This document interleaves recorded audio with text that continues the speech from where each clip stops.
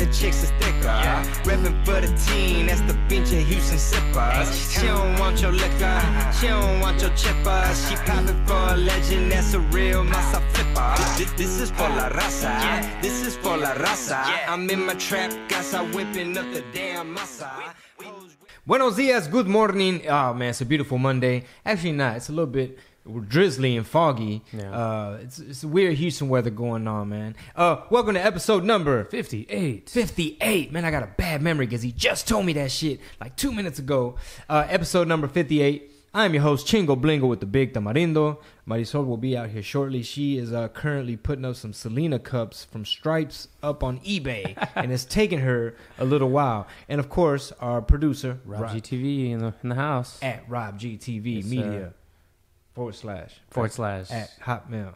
Squarespace. AOL. I still have an AOL account, by the way, that I use. Like a thug. That I really use. Like a chat room thug. Like, Pretty what's much. up, homie? Hey, I heard you ASL. talking down on my keyboard, homie? I am holding a special reserve bottle of whiskey brought here. This is handcrafted in Texas. My whiskey brother, my boy Slade Ham is in the building, man. Of course, I got to bring a little gift, man. Of the Whiskey Brothers, man. Make sure y'all check out the Whiskey Brothers podcast. Shout out to my boy Reverend Rob Mungle, Sam Damaris, Trey. Shout out to Trey. Yeah, it's a good group, man. And it wouldn't be right if I didn't bring you a little bit of whiskey. You still have an AOL account. I don't know if you're allowed to have any of this. Dude, I love whiskey. I'm rocking Hotmail though, so we're never gotten to Hotmail. We're good. Yo, man, this is dope, man. So we got the OG Whiskey Brother in the house. My brother Slade Ham. I just saw you the other day. We went to go check out Joey Diaz. Yeah, man. I had to go check out Uncle Joey. And before I left the house, I was like, you know what? I don't want to be that male groupie guy that's like, I'm gonna hand him some weed. I know Uncle Joey ain't trying to come out in between the two shows because they were all sold out. Congrats, brother. Houston loves you. But I did the groupie thing. I said, you know what? I'm gonna go ahead and take some weed for Uncle Joey in case he in the room and he trying to spark up and he ain't got none. So I'm not gonna say who the liaison was, but boy, it felt good in my pocket. It was. I shook Slade's hand. I was like, "Hey, man." Bam, little pass off. We did it so smooth. I wasn't expecting it. You didn't know. It was smooth. It was a cool little head nod. It was Slade like, I got you, man. Slade did okay, yeah. It's like that. Cool. It's like that. You're not just asking me to throw away a napkin here. Yeah, for sure. I got friends who are so dumb like that. Like, you could palm them something like that. I'll throw it away for you. Yeah, it's like, no. Like, nah, man. Drugs. But my boy Slade was hosting for Joey. Oh, wow. And sold out house at the Improv. You're originally from Beaumont. Yeah, so I started out in Beaumont. Houston's been home for a decade. Joey and I go back to, I'm trying to even remember, man, maybe my first year or so doing I've heard him tell stories, and he's like, I was out there in Beaumont. Yeah. Oh, you don't understand Beaumont, cocksucker. Yeah. Let me tell you about this place. He almost killed me. Yeah. 30 Xanax they put in that little bag like a to-go, like you left a Chinese restaurant. And he said, Joey's the man. Hell yeah. But we came up, we kind of just, as I was coming up, Joey made Houston home like all the time. He was here 3 or 4 times a year sometimes. Mm-hmm. So he would play the Laugh Stop and then he would come in and hang out. He was really good friends with Sean Rouse and, the whole Houston crew, Mungle and them. And he would stick around. So I got to be really good friends with him. So now that he's blown up, nothing makes me happier. You know what I mean? For sure, when you see somebody that because I've known Joey when he couldn't put, he was just a regular $800 weekend headliner. Like it was, and you go, oh, this guy deserves to be seen. Then you look up one day, you're like, oh, cool. 1.2 million downloads an episode, huh? All right. Yeah. Wow. That's the power, Going man. platinum twice a week. I got you. That's the power of being authentic, man. And having that good experience. Got to have a whole bunch of stories and just be real. But my boy Slade killed it. I said, oh shit. We're like, oh shit, this party got even better. He went out there hype, high energy. And my favorite thing he did was this whole redneck character. And he was so crunk with it that he didn't even really need the mic up by him. And he did the face, and we're like, oh, this dude's met motherfuckers like this. Yeah, I grew up in Beaumont, bro. But that's you talk about what you know. Mm-hmm. It's when you come up in a little Southeast Texas, and now you get out. I left Beaumont when I was 29 or 30, so you don't really know what you don't know till you get out of a small town. Like I thought the first time I ever left Beaumont, really at all, not at all, but I had never left the Gulf Coast of the United States up until like 2001. I had been from Texas to Florida, And that was it. Yeah. And I ended up going to Germany right after 9/11 to do shows for the military. And I was so far down on the list of people to go. Like, I was underqualified. But then 9/11 happened, and everybody backed out. They're like, I'm not flying. I'm not flying. Wow. They finally got to me. It's like the last person on the... If he says no, we're just going to close the business, I guess. Was it literally right after 9/11? It was... I have to look back at my passport. It was like the first week of October. So it was maybe 2 or 3... It was like 2 or 3 weeks after 9/11 when I booked the gig. So I went the second week of October, I guess. So this was... a week or two, I don't know. It was right in there, but I remember it was close enough that even I was like, should I be doing this? Should I get on this plane? But then I realized I had no point of reference. The only time I'd ever been on a plane was like to St. Louis once, and I was 12. Oh, so yeah. you just those are the moments where you have to look at your life. You're like, what am I scared? I'm scared of shit I don't have any idea about. I'm not, no point of reference. I'm making all of this up in my brain, and you go, what? It's an adventure. Yeah, you dove into the world. But ever since then, you've been killing, like, I mean, the military scene. So military crowds, man, we play for drunks. And I love it. Don't get me wrong. There's nothing. Hi, by the way. I know.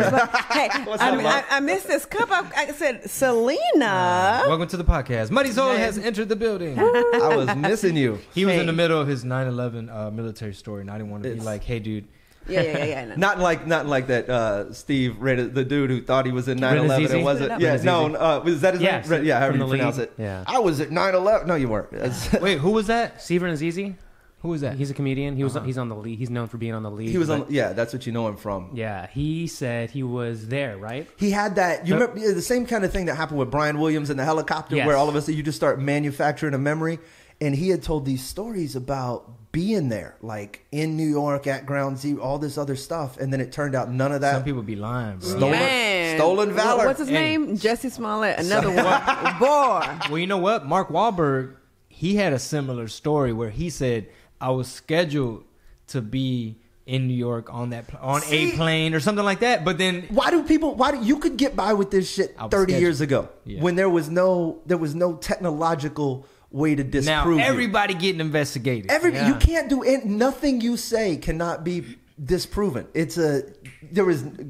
Family Guy, creator Family Guy, Seth MacFarlane. Same thing. He was supposed to be on the plane one of the planes. The apparently. plane. I think it was the plane, but I don't know if that was true or not. See, it's so easy for someone to track that down. Though. So when you see a celebrity trying to beat their chest for a little bit of it, yeah, man, I was. No, you're not. If Marky Wahlberg was on that aircraft, it would have been a whole nother story. I think he even said it kind of like that. Yeah. But I think I'm crossing two Mark Wahlberg stories. But no, but the crazy one. Put that little Boston to it. Yeah. If I've been on that plane, Bernie Sanders 2020.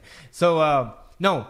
But the crazy thing about Mark Wahlberg saying something about I was supposed to be in New York, people were like, I partied with him in L.A. Yeah. Something like that. And you can go back and look at Instagram photos that show him. You just cannot lie in this day. And the crime and lies and all the negative stuff is getting so much harder. Bribing to get your kid into Harvard. Dude! Bitch, did you hear about this shit? No. Okay.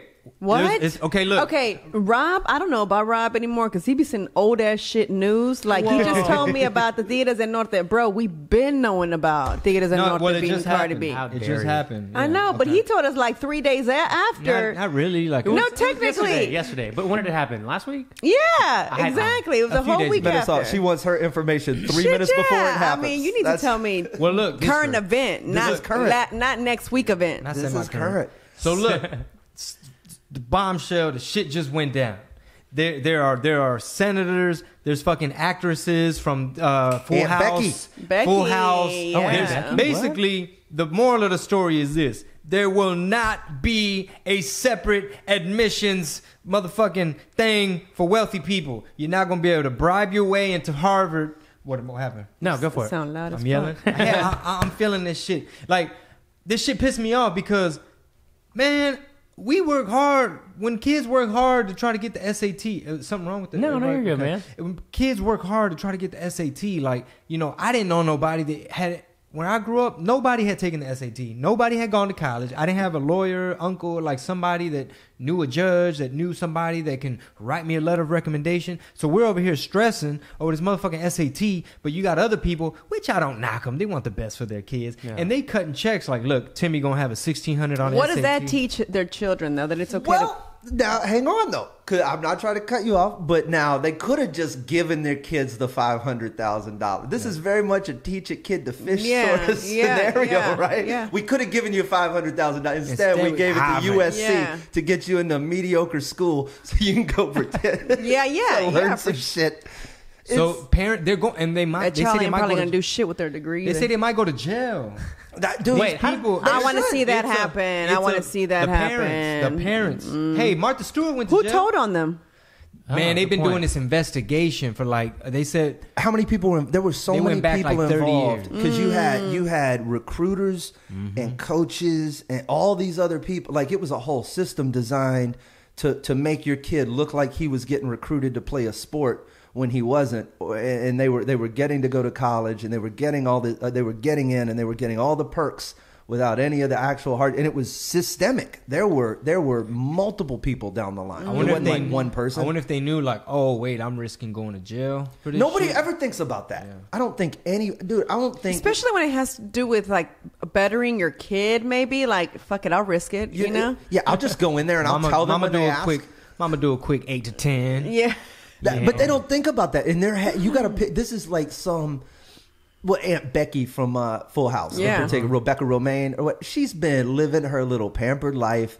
I don't know the woman, but she's living her Hollywood life. She got back like after your career is done, they bring back Full House. Man, what are the odds of that? Like she's already a lottery winner. Yeah. Like, that's it. Brought back this shitty TV show, gave you your life back. She sits around her house on her fancy furniture, just with her feet up, go, oh, if they just ask me, I'll just tell them I did it for my kid. No one's going to send you to jail for doing stuff to your kid. I hope you burn in jail, Becky.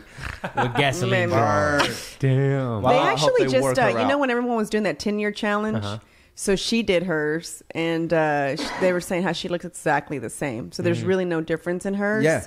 So she's probably had no worries. She just sat on her ass. Her whole life has, I don't know, maybe she's had trouble. She probably lost a grandparent or so, you know what I mean? Like somebody died. She probably hasn't had any work since after Full House, and we're like, what have you seen her in? Struggle. She's probably a lifetime movie. She is a lifetime movie. You're absolutely correct. She's done a few of those. Every mom from every single sitcom just doing nothing but the cast of Who's the Boss.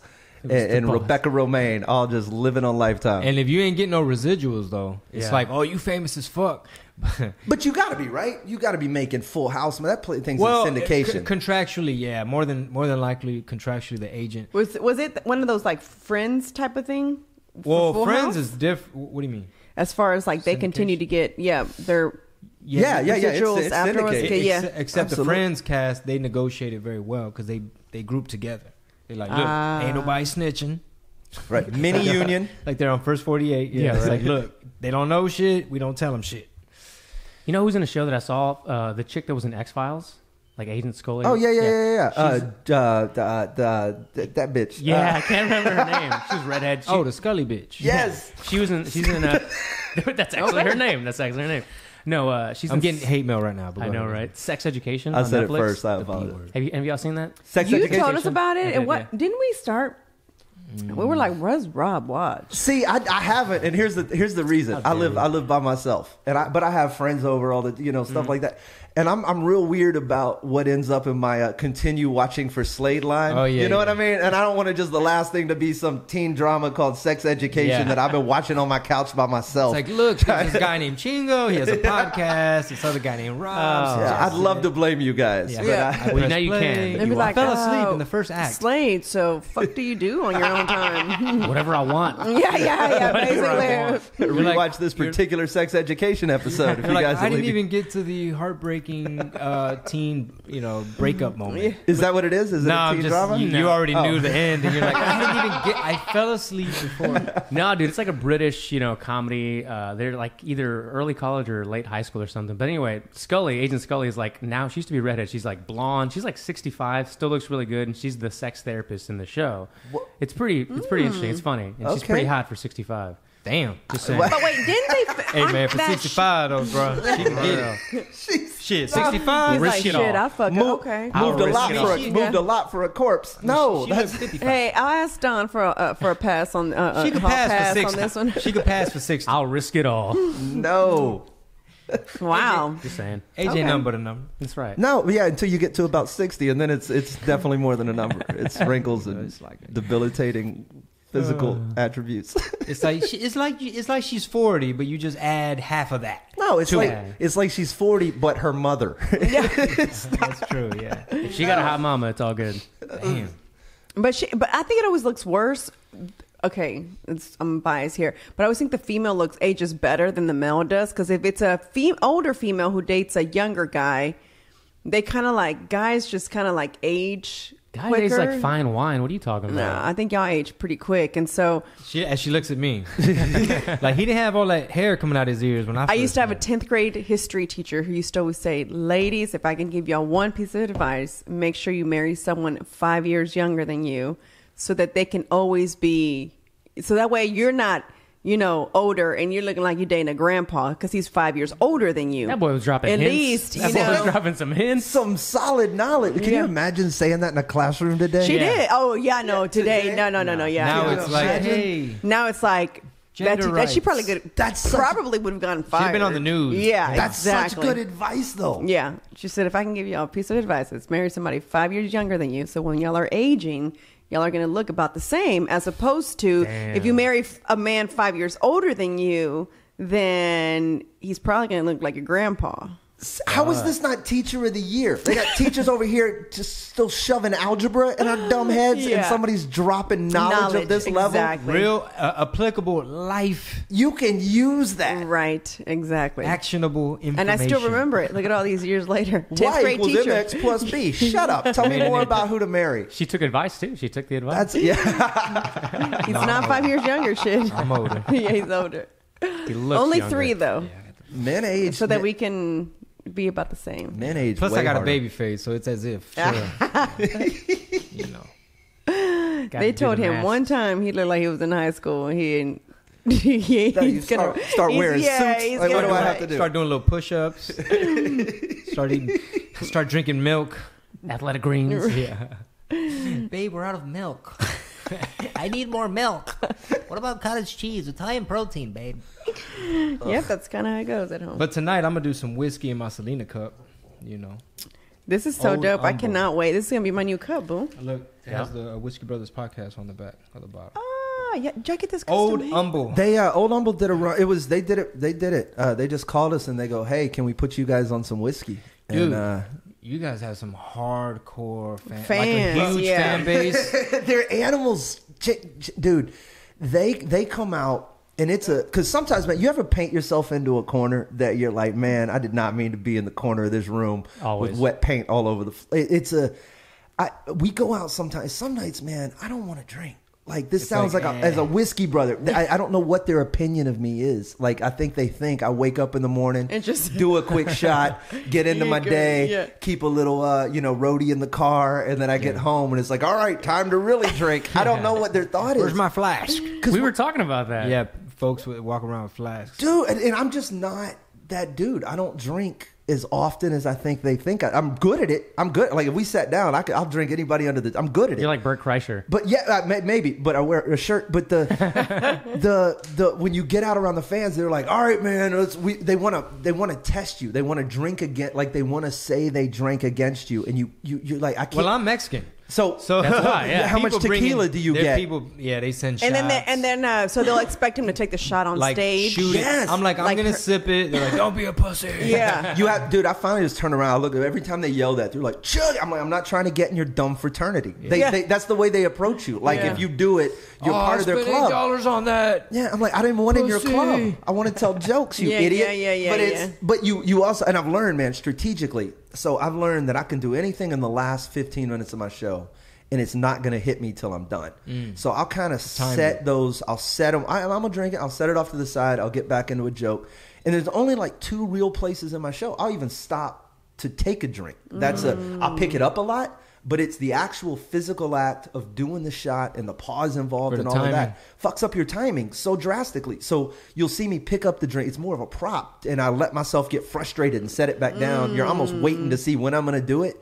And it psychologically sates them enough where they're like, okay, cool, he's going to get to it. He hadn't forgotten about it. We don't have to send another one. We don't have to yell at him. You just told your secret now, though. I don't give a shit. They're too dumb to remember. My fans? Are you kidding me? But you do that. And then towards the end, even if I've got one or two, like 2 shots up there, it's not going to screw me up in the last 15. We're home stretch. I can autopilot this and get out before I'm buzzed. So What about smoking over drinking? Well, I've never been on stage stoned. Oh. Not once. And I can't do it. I don't trust me. I know I know me. Marisol, my brain doesn't function linearly. Let me tell you a funny story about Chingo one time. I knew something was coming. Weed stage? Have you been up stoned? Yeah, a couple times, but sounds like she's one time we were in Dallas or Arlington, one of those, and so I'm usually the note taker. Like if I hear something new or a tag, I'll write it down for him. Like, okay, this was cool. Well, that night I was like, shit, I can't keep up with my fingers. Like I couldn't stop typing. He's I was in the like, zone. He was so Get in out the of his zone. way. And then I said, he got off stage. I said, whoa. I said, I couldn't keep up with you today. I was like, what happened? He's like, man, we smoked back there. I was like, man, you were fired. The ego was intoxicated. So then my true authentic self got in the zone. That's 100%. That's exact. I write. I come up with. I've got a notebook specific. That the front half is all the shit I write during the day, like my regular stuff, and then the back half is the place where all those thoughts go. When I'm baked out of my brain, and because they don't always make sense. They're weird. They don't always have to do with one another. And but your brain, when I'm in that place, and maybe that's just tamping down the ego or whatever it is. But I went out before our Christmas show this past year, and I just I used to live in the Heights. You remember my old spot. But where I used to live, I could walk this trail. It was this big hiking, jogging, whatever trail through the Heights. It was nice. It was safe. It was wonderful. And I would just take my one hitter, and I'd go walk through the neighborhood at night. And just for 30 minutes, an hour, whatever. And I had my phone notes in my pocket, and I wrote 15 minutes of shit, stage-worthy stuff. Because I took it on stage a week later, first time ever. And it wasn't done, but it was certainly creatively sound. You were like, I didn't just show up with a bunch of notes. Sure. It's, to me, anybody who hadn't figured out how to utilize weed in that manner as an artist, you're missing out. Especially since, I think, since you add in like the walking part, I think that might have helped and has something to do with it. And because you do yoga. When I get high, sometimes you get that little body high, and you become more like aware of your body. Meaning like you all of a sudden you feel like, oh, my spine doing this thing, or I kind of need to. Oh shit, I feel a little bit of tension here or whatever. So then I sometimes start stretching, depending on the strand or the strain or whatever. Well, that's a big part of it. And then the thing the story she told, I have to say this too. It was the Addison Improv. Low ceilings. Yeah. And another thing too, man, is like... You can't do that at LOL in San Antonio. Yeah, probably can't get into a zone with them high ceilings. But which I will be there in October. I think we end the tour there. Shout out to the LOL. Right. So, what was I saying about weed? Addison, he was at Addison. Oh, so basically this is what I want to say is like, one thing that I'm working on is trusting my instincts in terms of like improvisation, because I studied Improv 101 a little bit in LA. I took a class, and then, with rap, you freestyle. Of course, yeah. Specifically the way you stay 2 or 3 sentences ahead of yourself in freestyle, you know what I mean? Where you're saying what you're saying right now, but your brain is writing the next however many lines. It's improvisationally on stage. I find myself more work, like when I get off the script, I find myself working in that same sort of vibe where I'm trying to figure out how I'm going to put, I look at it like exit ramps. So the freeway is my show. And I'm like, cool, man, I'm going to stop off at Buc-ee's because Buc-ee's is fucking delicious. There's something fun there. Yeah. Yeah, you get off the freeway and you play for a minute. You're like, cool, beaver nuggets and whatever, beef jerky. And, beaver nuggets. But at some point you go, I gotta clean get restrooms. Yeah. All of it. Funny billboards. Oh my God, their restrooms are amazing. But if you choose to live in Buc-ee's, it's a shitty trip. At some point you go, I got to get back in the car and go to Dallas because that's what we're here for. We got to end this thing. And that's what I see. Some guys don't know when to stop. with the improvisation on stage. If you do it right, you can get out of material, you can play for a little bit, and then to me anyway, I'll use the improv to seg myself back into, cool, I'm going to do this redneck bit next. Let me figure out how to talk to this crowd in a way that makes this redneck thing look like I just decided that I was just going to talk about rednecks. Yeah. It's spontaneous, right? If you do it that way, it works. What happened to me though, I was in Albuquerque and I was with Sam Damaris, and this was like 2009, and I had been doing so much crowd work. Like my shows had devolved into, I was killing, but I was just working the crowd. And I came on stage that night and Sam looks at me, he goes, bro, he goes, that was great. I go, yeah. I go, what's wrong? He goes, you did 3 jokes. 3. He goes, you were up there for an hour and 10 minutes. You told 3 jokes. You were closing or? Yeah, I was headlining the show. And I went up, I told a joke, something distracted me, and for fucking an hour, I just sat there and messed with the crowd. And that's not what they came to see. At the end of the day, it's cool to watch that. But you got laughs. And I got laughs, but that's not the same thing as watching a stand-up show. Yeah. It's a different art form, I'd argue, altogether. And furthermore, like once you start that improv, once you're doing it on stage for a long time, I don't know if you've had this problem, but for me, if I start doing crowd work for a long period of time and then I try to go back into material, the crowd knows. You've lost them. Well, because they know how you talk now. You know what I mean? Because like when I'm doing stand-up, I'm still talking like me, but I'm also using rehearsed material. So I'm a bit more choreographed. Yeah, it's on a script. It's blocked. I take the same steps every time. I use the same, the shit we do repeatedly. So, and the crowd doesn't know why they call bullshit. They just go, oh, something's different. Something's wrong. This is not the dude who's been talking to us for 30 minutes. What are you doing? What are you doing? You're like, I'm just reading the script. I'm reading the words I wrote. They're way funnier. Give me a moment. The shot fucked him up, guys. Yeah. Being sitting in the back, what I feel sometimes when he'll try to like welcome the crowd by doing a little bit of crowd work when he first jumps on. That works. But I think our crowd gets hyped to now they feel like they can shout things all the time now, and it's just don't ask them questions. Don't open up the floodgates. But really, but that usually sometimes when you would say, do we have whatever, and it's like, and then after that, and my ladies love to get attention in the stage. I mean, in the audience for some reason. Once you woohoo about something to do with the female, it's like now they feel like it's all woohoo. Yeah, and I'm just like, dang, just come watch the show, girl. So go ahead. Go ahead. No. Well, the way I'm trying to approach things at the moment is really solidify my act, performance beats and all that good stuff, blocking it and all that, making sure that I'm giving people like the best distillation, if you will, like the highest quality, most polished thing that I have, about a damn near an hour now at the moment. And but weave in some improvisation, yes, so that number one, I can play. Yes. Sometimes it plays to my strengths. Sometimes you come up with something really great in the moment. Sometimes you just have to keep. It's for your own sanity. To play, because you've told the jokes 1,000 times. So you want it. So basically, like my goal with improvisation is weave it in, sprinkle it in as a seasoning, so that it feels fresh. And it's not so canned and rehearsed and just scripted, and really just so that I can be present, think on my feet. If somebody sneezes, I can be like, God bless you, whatever. You know what I'm saying? Shit like that. Do you know? I don't mean to cut you off, but do you want to know what? We went to go watch Theo Von. Oh yeah. Okay. Do you want to know what I think? Sometimes some comics are.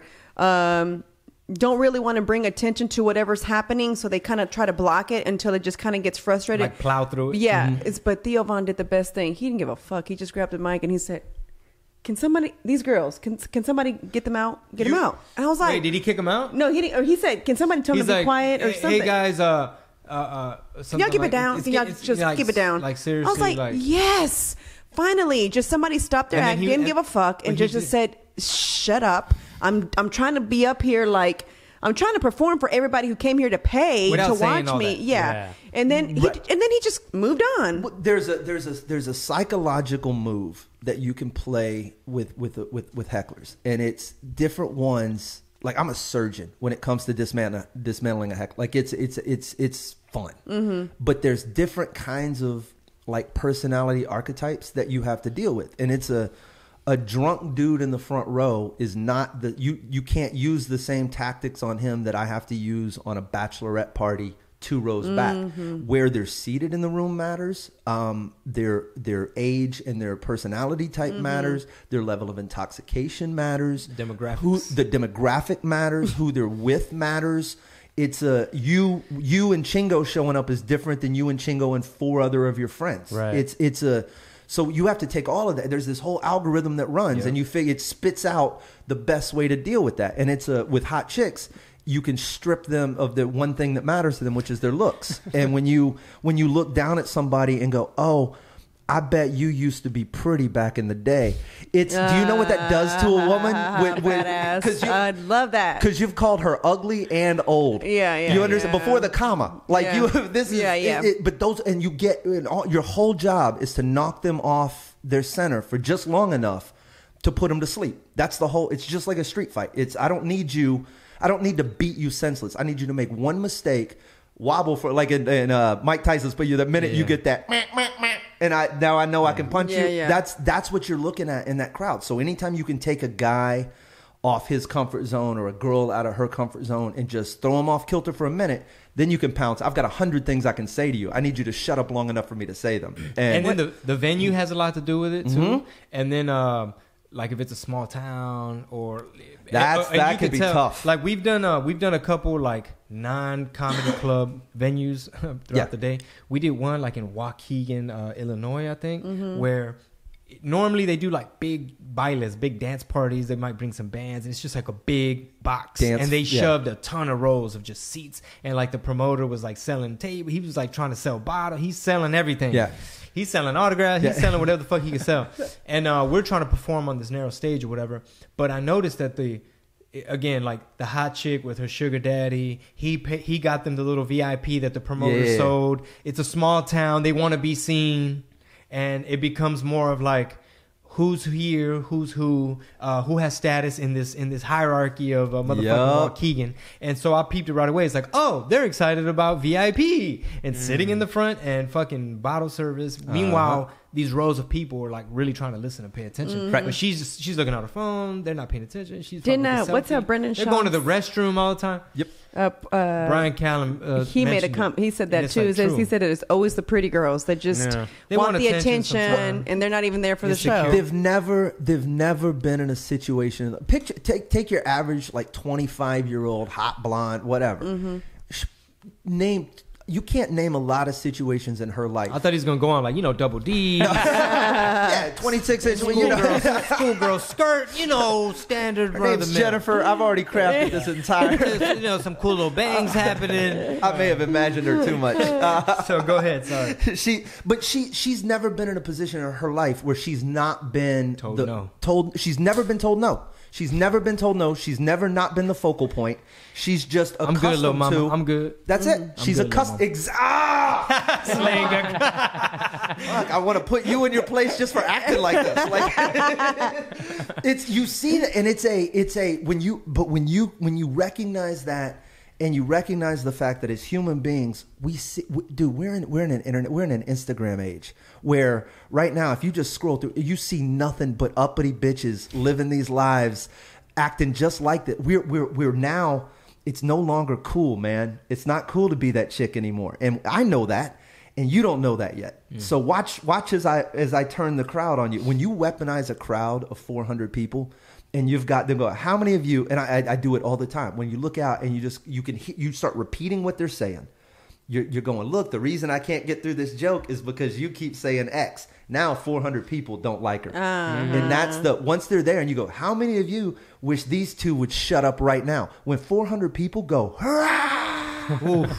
It's now the dynamic is shifted. Yeah. You're no longer just yelling dumb shit at me. Yeah. You got to fight an entire room. Yeah. And just to like reiterate, wrap that little idea, like what she was saying, how Theo just briefly addressed it. Let's fix this and move on. You could tell how many people were bothered by them because everyone in that area, including us, was like, "Oh man, yeah." Well, I did it at the show when you were on. We went and snitched. I went and snitched. I was like, "This is ridiculous." So, I don't know if you recall the show because y'all did 5. Yeah. when you were on stage, if you look to your right at the show we were at, if you look to your right, it was like a They were few young couples. They're on their phone. Yep. They're discussing menu items. They're talking the entire through everybody. Yep. I'm like, bitch, you got Uncle Joey up there? Yeah. No, it was You when, on your phone? It was when and Slade was Uncle about Joe? to do his new piece. Well, new for us. I guess you've been doing it, but we hadn't seen your redneck.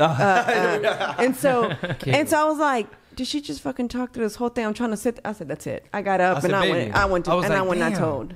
I told her to snitch. I was like, man, you don't see. You have to. I was in this story happened in Dallas. I don't remember exactly how it went, but it was a man and a woman in the front row, and they weren't together, like they weren't dating. And I know this because I'm headlining the show. There's like 4 other dudes in front of me, and they've screamed out, "We're not together!" Like every time someone's like, "So how long have you been together?" "We're not together." They're just those people. Yeah. And by the time I get up, I'm just standing in the back, man. And my buddy Seth comes off stage, and he's like, "Bro, you gotta watch." I'm like, I'm already on it. And as soon as I get up there, the dudes that like, you know, that level of drunk where you just like, he threw up on his shoe, but it wasn't like violent. It was like just like That level. just enough. So the staff gets him out, and the woman's still there, and she's hammered. And it's like, you know, the show where you're just like, man, I just got to get through this. Yeah. Everybody's with me. These people are good, but this Like, stay focused. Just don't. It's not even worth it to play into her. Yeah. Just this isn't even fun. So, and at some point I go, so I'm single, and she goes, just out of nowhere, she goes, "No shit!" Like she yells it out, and she's 300 people in this room, and she yells this out, and I just stop, man, and I go, bro, I could destroy this woman. I go, but be cool. Yeah. I go, ma'am, we've established that you're single too. I go, I'm just gonna finish my fucking show, and I turn back. That's it. That's all I say. And when I go to turn back, she goes, "It's different. I'm a widow," and bro. And then what happened? The whole room, like they hate her, but they were like, and I just They're on there. Now they're on her side. not on her side, but they're now vested in the conflict. So What's he gonna say? she goes, "I'm a widow." What's his comeback? God is my widow. I just sat there for a second. I thought about it, and I looked down, and I go, "So suicide?" That's what I was thinking. I was like, is he really going to go there? Bro, it felt so fucking good. Yeah. What It happened? felt, she's like, "No, heart attack," and I was like, "No, suggestion. Stress, You're ruining bitch. the show. Go do it." It's, That's hilarious. That's awesome. there's 13 reasons. It was just, but it's You got, nagged- So you nagged him to death. when you have to pull that level up, that doesn't even feel good to me. To say something like that at that point, that's not even a win. That's a, man, I just had to drop the all right, cool. Sure. I Nagasaki'd this motherfucker. That's not good for foreign relations. And what happens too is that some folks, they don't know how to act at a comedy club. Like they've never been, or they've this their first time, or they like overly excited. Yeah, but bro, you know that I can give you that argument to a point. And then even if you're going into it, I'll give you didn't know the environment when you walked in. But how long does it take you to figure out the physics of a room? Thank you. You know what I mean? Like, shut the fuck up. If 90 minutes into this shit, you still think it's okay to be checking your phone and talking to your idiot bridesmaid, and come on, get out. Have you ever performed at a place where they use Yonder, where the pouches for the phones? No, I have not. But there's a club in Canada that has a jammer. They have, it's illegal as shit here. I don't know if it's legal They there. shut off the phones? It's scrambled. You can't use your phone in the room. That's It just dope. That's doesn't work. gangsta. Yeah. So I saw Tom Green in Denver, and it was one of those Yonder pouch shows. Yeah, Rogan And, does that a lot. Well, I don't know how much they charge for that, like per head, per ticket, or whatever. But It's not bad. They're just, I mean, you're just renting the pouches and somebody to, I wonder how much I don't, that is. but it's invaluable, whatever it costs. Well, because it forced people to like, enjoy your food and drink and laugh, and nobody And the present. for whatever reason, maybe it was the club, like Denver Comedy Works. Maybe Tom did such a great fucking job. That's maybe, a perfect Maybe it was a storm. good crowd, but I was like, I gotta give these pouches a little bit of credit, because even I was like, this is completely time out for me. Yeah. And Like- and some people are like, but I need it in case the babysitter needs to blah blah blah. Yeah, it's always a. Yeah, I guess you can still walk out and check your stuff, right? Like it's not like you're Did you hear Yeah. his Miami story though, of how bad they were in Miami? Tom Green. No, no. Rogan, he tried the pouches, and when Brendan was talking about it last week, he goes, "I'll be in Miami," and Rogan was like, "I'll never go there again." He's like, we did the Yonder Pouches, and in Miami, it's all about partying and drinking and being live, right? Well, during the show, he's like 40% of the crowd kept getting up and going out and coming in and going out. He's like, wow. What, for the phone? For the phone. They could not stay off their phone. You need your phone that bad? Look at the world. Look at the era we live in. It's time to break up with your phone. It's good luck. Yeah. So he's like, either he wasn't going to do them anymore, he just wasn't going to go to the Miami Improv anymore. Well, and he's in a position where he doesn't have, Rogan can just decide, Of course, you know what, of course. fuck Miami. And sometimes, like, I mean, they always do the announcements in the beginning. I just feel that motherfuckers don't be listening to that part. And there has to be a way. Like, we just did Midland, the Yucca Theater in Midland, Texas. And there were a few people that were yelling shit. And I thought to myself, hey, if we come back to the same place next year, I want to have either our ushers, because it's not a comedy club. They don't have... Right. They don't know how to do the staffing thing. But whoever the ushers are, I want them matching like shirts, whether it's blue, red, yellow, whatever. And then be like, during the announcements, all right, guys, go ahead and shut your phone off. We're going to have a good time. And you see the guys in the yellow shirts, like, this is your warning. Yeah. Like, did you copy? Yeah. So I was trying to record his set. Which I needed.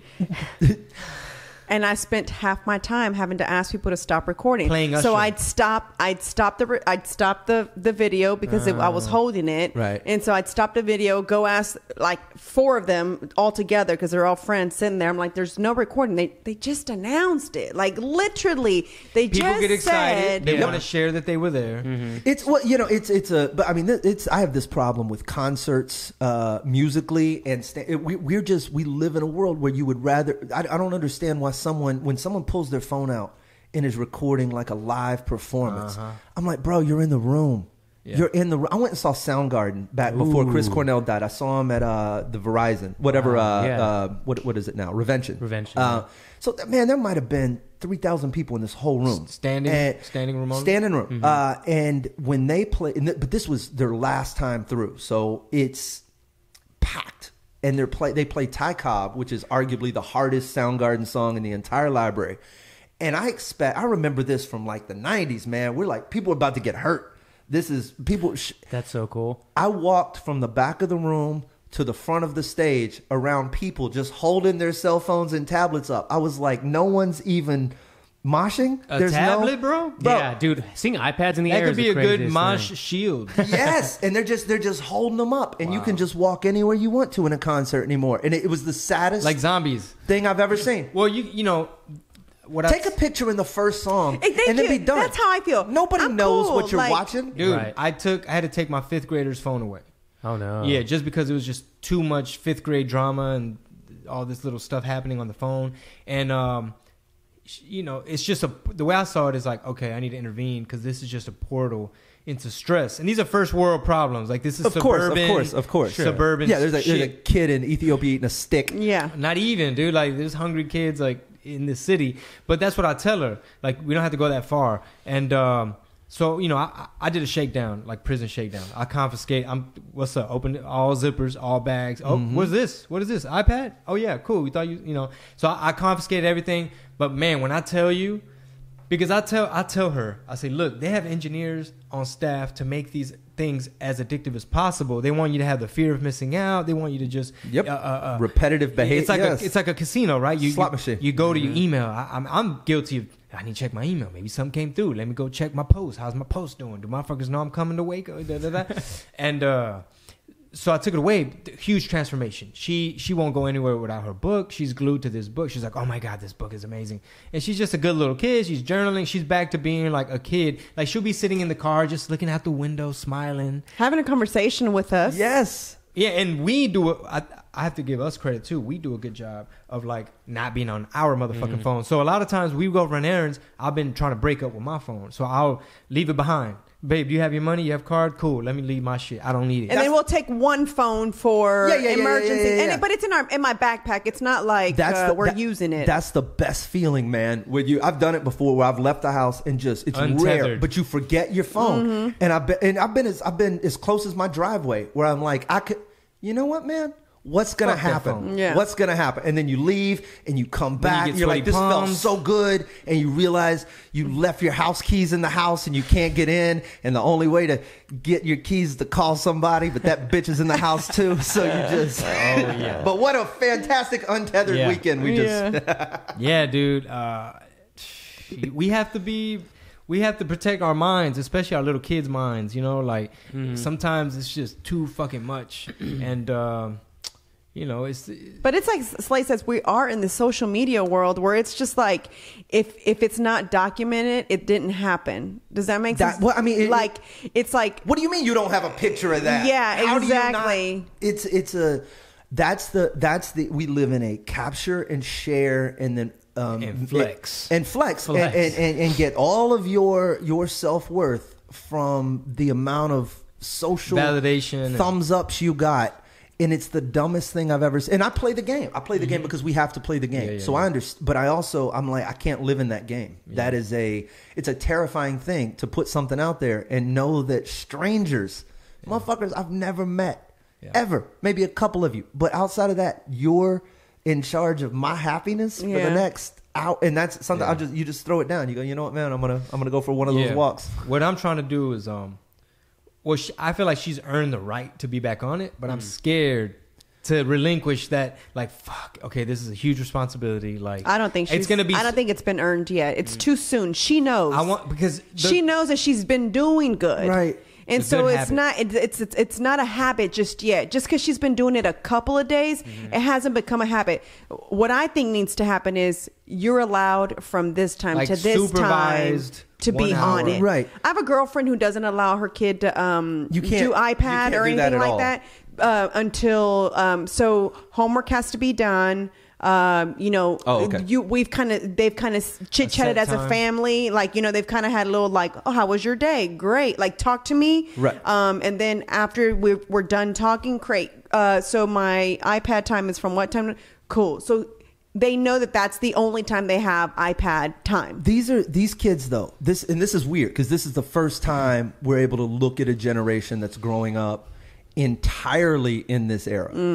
We 1 foot in, 1 foot out. So I grew up with none of that. At best, you know, in high school we got dial up and then we started ding, ding. You had to wait, Mom, get off the fucking phone. I'm trying to download a picture. I'm trying to see this nipple. Bro, it would just tick, tick, tick. And then you would get all the way after an hour and a half, you're like, she's not even hot. You'd have to But so we experienced this after we had figured out a little bit who we were as people. Like, all right, cool, I made it through school. I have my self-worth. I know where I'm at. And now I'm in this social approval era. So I have a baseline. But man, when you're a kid who just starts at zero and all of your self-worth, and not your kid, because you guys are actually doing an active. Well, I have to get on the same page with my ex, who's my 10-year-old mom.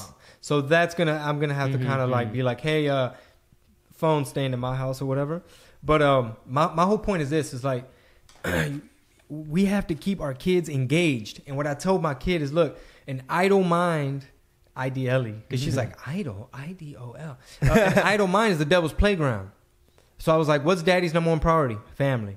Okay, what is one of my jobs to do? Protect y'all. What's one of the most important parts of you? My mind. Okay, good. I need to keep all that shit at bay and keep you engaged. And whatever I had on my desk, like, all that shit's canceled because this is a priority. And we have to, like, you know, keep the kids engaged. And don't let them. Is that a hard conversation to have with a kid?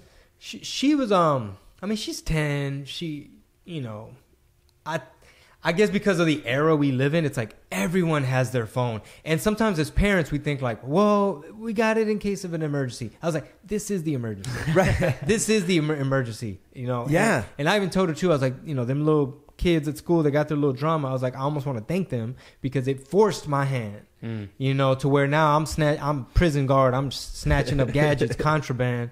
And, you know, but that's the thing, man. You got to just... If you're not occupying their mind and making sure they're keeping busy in a positive way, they're going to fill those gaps.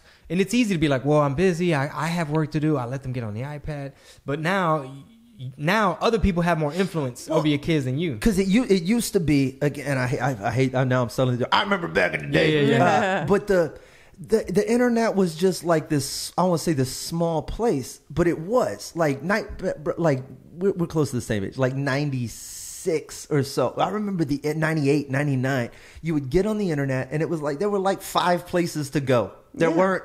The amount of apps, the amount of web destinations, your TV. You're online and you're skating through digital universes, navigating your television. So the amount of and then VR and some of the other stuff that I'm a techie, so I'm into it. But you start realizing, man, you couldn't even. I wouldn't know where to start looking for someone's online presence. You know what I mean? You can't just go, oh, I'm looking at the history for the last 3 days. It looks like you've been to these 5 websites. Yeah. You have no way of tracking all of the different places they can go. But these kids are just, it's weird. They're having depression issues in the 5th grade. I don't know how that happens or why that's happening. There's no right? life. There's no life. They don't know struggle either. If you haven't played a game of pickup football in your street, if you haven't been taken out into a mailbox by a guy you thought was your friend, now they don't know what a mailbox is at all. You mean email box? How do you get hit with a hot mailbox? But all of that taught me. I look back at the lessons I learned about team building and about trust and about that. And granted, a lot of them were negative, like don't trust anybody. But you only get that through these experiences and going out and being around human beings and not just little digital avatars. Where for sure. I wish we could all just present the best version of ourselves to people in the real world, like Facebook does, or like any little, like your Fortnite avatar does. Of course, edited. Yeah, everybody's got a 6-pack, and everybody was just in Italy. Yeah, so that creates that like fear of missing out. People get that depression. Like even my sister yesterday, she was like, "Oh, my friends went to what did she say? Like Costa Rica or something. I can't remember what it was." She's like, and all the pictures, like, man, they look amazing. Every single thing they post, and I'm thinking in my head, it's like, because they're not going to show you all the shitty ones. They already put the filters. I want somebody, I've thought about this multiple times, because I get the one thing that I do not allow on any of my social media is the word jealous. Like if I post a picture of some shit and you go,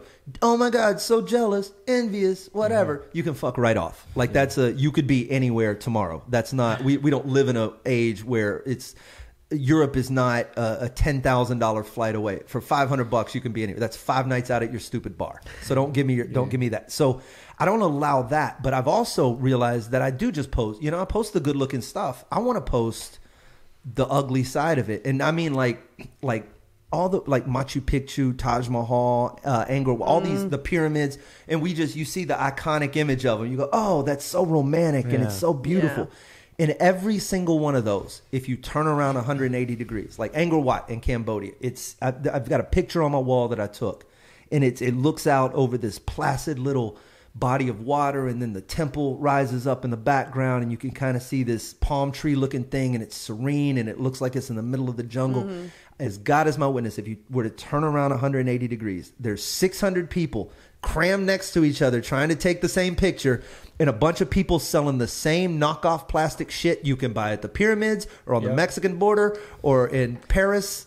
Dude, well, we took our little it's hideous European trip, and what is that the Trevi Fountain? Trevi Fountain. Okay. Bro. Yeah. So when we were at Italy, Trevi Fountain, we were one of those people with the phone on the thing. Yeah. The extender. What do you call that? The selfie stick. And we're trying to get in there, and we're like, all right, this is fucking nuts. Because literally what you said, 500 motherfuckers trying to get the same goddamn shot. Like, can I get in the fountain? Excuse me, my turn. Sorry, you're in my shot. Person from Japan or whatever. And then you have like these like immigrants from all over Africa, all over the world, and they're the ones selling the and they know like 5-6 different languages. Amigo, ¿dónde estás? Hey, El Salvador? No, Mexico. Sí, yo soy de. They got me. Here's my move. They got me in Africa. We were in Djibouti. It was me and Sam. And Sam wanted this mask. We were shopping, and third world. And we're going through, and Sam doesn't know how to say no. So I have to be the muscle. I'm good. I say no like a motherfucker. So we're walking through the shop, and this dude says no, and I try to get him with English. I'm like, well, I'll just say stuff in English. And he's right back at me in English. I'm like, well, shit, let me get at him in Spanish. And I try Spanish, so he'll leave me alone. And he back at me in Spanish. And before I said something else, he said something in French. I was like, man, just give me the fucking mask. I'll buy it. I'll buy the mask. That's hilarious. My go-to now, bro, I've been memorizing stuff from Star Wars. And I use Jedi. Like, I just, with somebody, they try and talk, Ventuai no tuai Jedi, ni Jabba no Bada. That's nobody hilarious. speaks that. So they're like, damn, we can't sell him That's so shit. funny. Hey, I want to go back to the tech real quick. So the twins, I introduced the Xbox to them in January. So they're 4.5. I came into their life when they were 2. What I've noticed between the kids and other kids their age is that they are significantly, and this could be genetics, smarter, playing with the tablets early, learning the Xbox, problem-solving skills. The 4-year-old beat a level on Lego Batman that I couldn't beat. He's so smart. But yesterday was the first time he was so rambunctious that we're like, no Xbox tonight. And he threw the biggest tantrum that I'd never seen before. I was like, all right, this is a good time to show you a lesson, basically. Like, you're not getting Lego Batman for a couple days. But leading up to it, you're like, man, like, it helps them really problem solve, think on their feet kind of thing. But does it what does that do from a social interaction, like human to human contact? Like, are they still? So during the day, they're at Ninja Warrior Camp right now. So they're rock climbing, they're doing all these different activities. Okay. But later, like, all right, we'll get on some tech. And but what was funny is that when they got mad, when he got mad last night, Don was like, "We'll play Toddler Monopoly. It's like Monopoly Junior. That's a game." He goes, "I want to play a real game. That's not a game." I thought it was so funny, dude. With my little one, even though she's only 8 months, I try really hard to only purchase educational toys. And I don't know if that's good or bad. And they're mostly instruments. So I'm really big. They're mostly expensive. They really are, for real. But I'm really big on educational. And I wanted to say, at a very young age, I want her to hear 5. Even if she's tapping on the same number. But I want her to know it's 5. Blue. But it's all in Spanish, though. But still. So it's cinco. Azul. That's all. But she's pressing on it. But that's kind of what I want her to know, And so I don't know that. I remember Rob told us about these educational iPads, right? I don't know what. Like and so Leapfrog. Way better than Leapfrog was. Okay, that's but all. Along those lines, yeah. And so I thought about, maybe in the future this might be good for Penny, And then I thought, well, no. Now I've just like encouraged, like it's okay to do iPad. You see what I'm saying? Like, why not me make, because I did that whole Future Teachers of America in high school. So why not me make her a folder where she and I interact, right? And you actually laminate it, add the color blue, blah, blah, blah. Then we make little other things where she has to place and match herself. Yes. Well, now it's texture. Now she's actually interacting. We're interacting together. I'm asking you to show me where number 1 is, where the blue is. So I don't know that I want to go that route just yet until way kind of later. Good approach is you give them the tablet so that they learn on their own, and then you later have the books and have the things laminated. So then you do the interaction. Like, how much did you learn with that time with the tablet? Show me right now. And Like, show me what the tablet taught you. Yeah. That way you come in the fourth quarter and just supervise. Yeah. And if you learned a lot, you can keep it. If you didn't learn enough, you don't need the tablet. All right, kid, we got to go analog. But it's so, and this, again, no kids, so it's hard for me to but it seems so simple to just utilize that as technology becomes so much more of a babysitter by the day. For sure. And it's no longer, it used to be like, if someone gave me a see and say, or I'll pull the string, the cow says moo, and after about 9 pulls, this shit was boring. I got her one of those. I know. Yeah, and they're great, but now it's touchscreen. they do that Digital pull.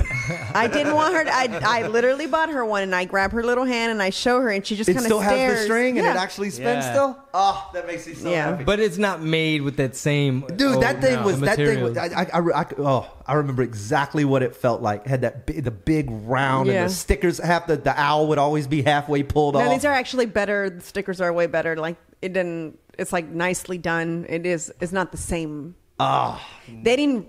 I guess. It's made in China. Yeah. The old ones could have been like a steel chair in the WWE.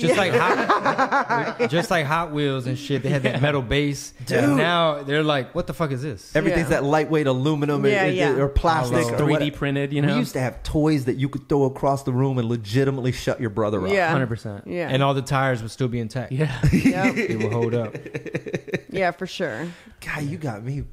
The nostalgia in all your eyes are like, oh man, the 80s. I remember the Man, it was like I'm really big on showing Mickey that. Like I'll show her like how to do the kid and play, like old dances, the MC Hammer. So I'm like, let me show you what these dances were, because they're bringing them back in different ways. Because you got to have flavor. And right. That's one thing about growing up like urban, I guess, is that, and I working class, or I don't know what the fuck, but like, you gotta have your own little sauce, your own little special sauce in life, whether you want to be an actor or a writer or a comic, whether it's the arts or you're a salesman. You don't think a salesman requires a little bit of for sure gift to gab, and you gotta kind of like do flavor, that fucking algorithm. Like when you were talking about reading the room, that reminds me of my flea market days, like in college when I would post up on the weekend at like Poteet Flea Market, and I'm seeing the customers walking, and I'm analyzing. Okay, she's the decision maker.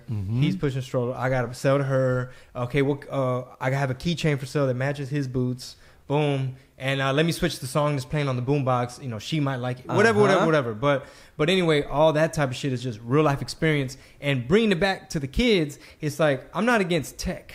I'm not against techies.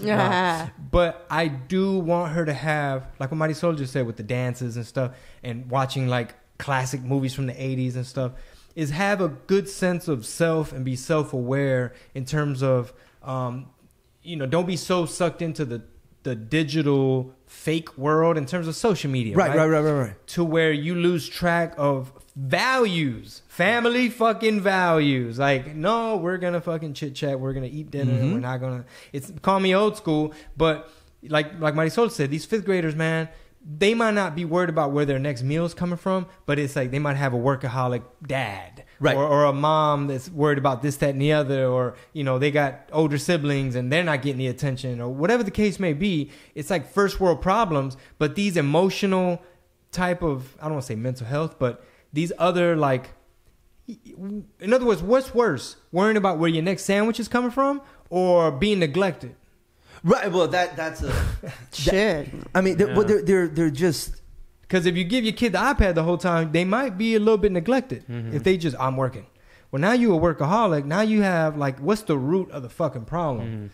And that's why I turned into a prison ward and I snatched up gas. I'm unplugging everything. But all these things are positive. They're all tools, man. But like, Batman's got to prove he can survive without the suit before you can let him out in the street with the suit. For sure. And I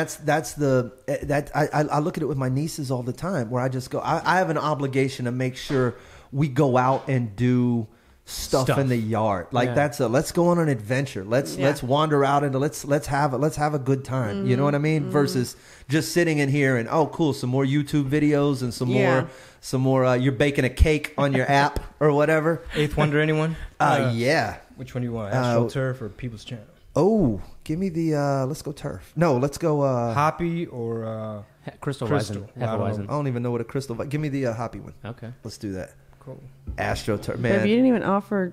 Oh, my bad. Rob. I was sweating. You're like, Rob's not my guest. No, you're right. No, I'm good, man. What you want, bro? No, I'm good. I'll go. I think Rob was gonna be like, dude, it's before 2. No, it's not. I would have been like, why didn't you crack the whiskey open at 11 a.m.? Right. We could do that also. Shout out to Eighth Wonder. Major announcement coming soon. Major announcement coming up. Ooh. Yeah, for sure. I had a question for you. Was comedy always the goal, or did you want to be a writer more than a performer? It's weird. I don't know that it's still the goal, or that it ever. Well, and I say that in a weird.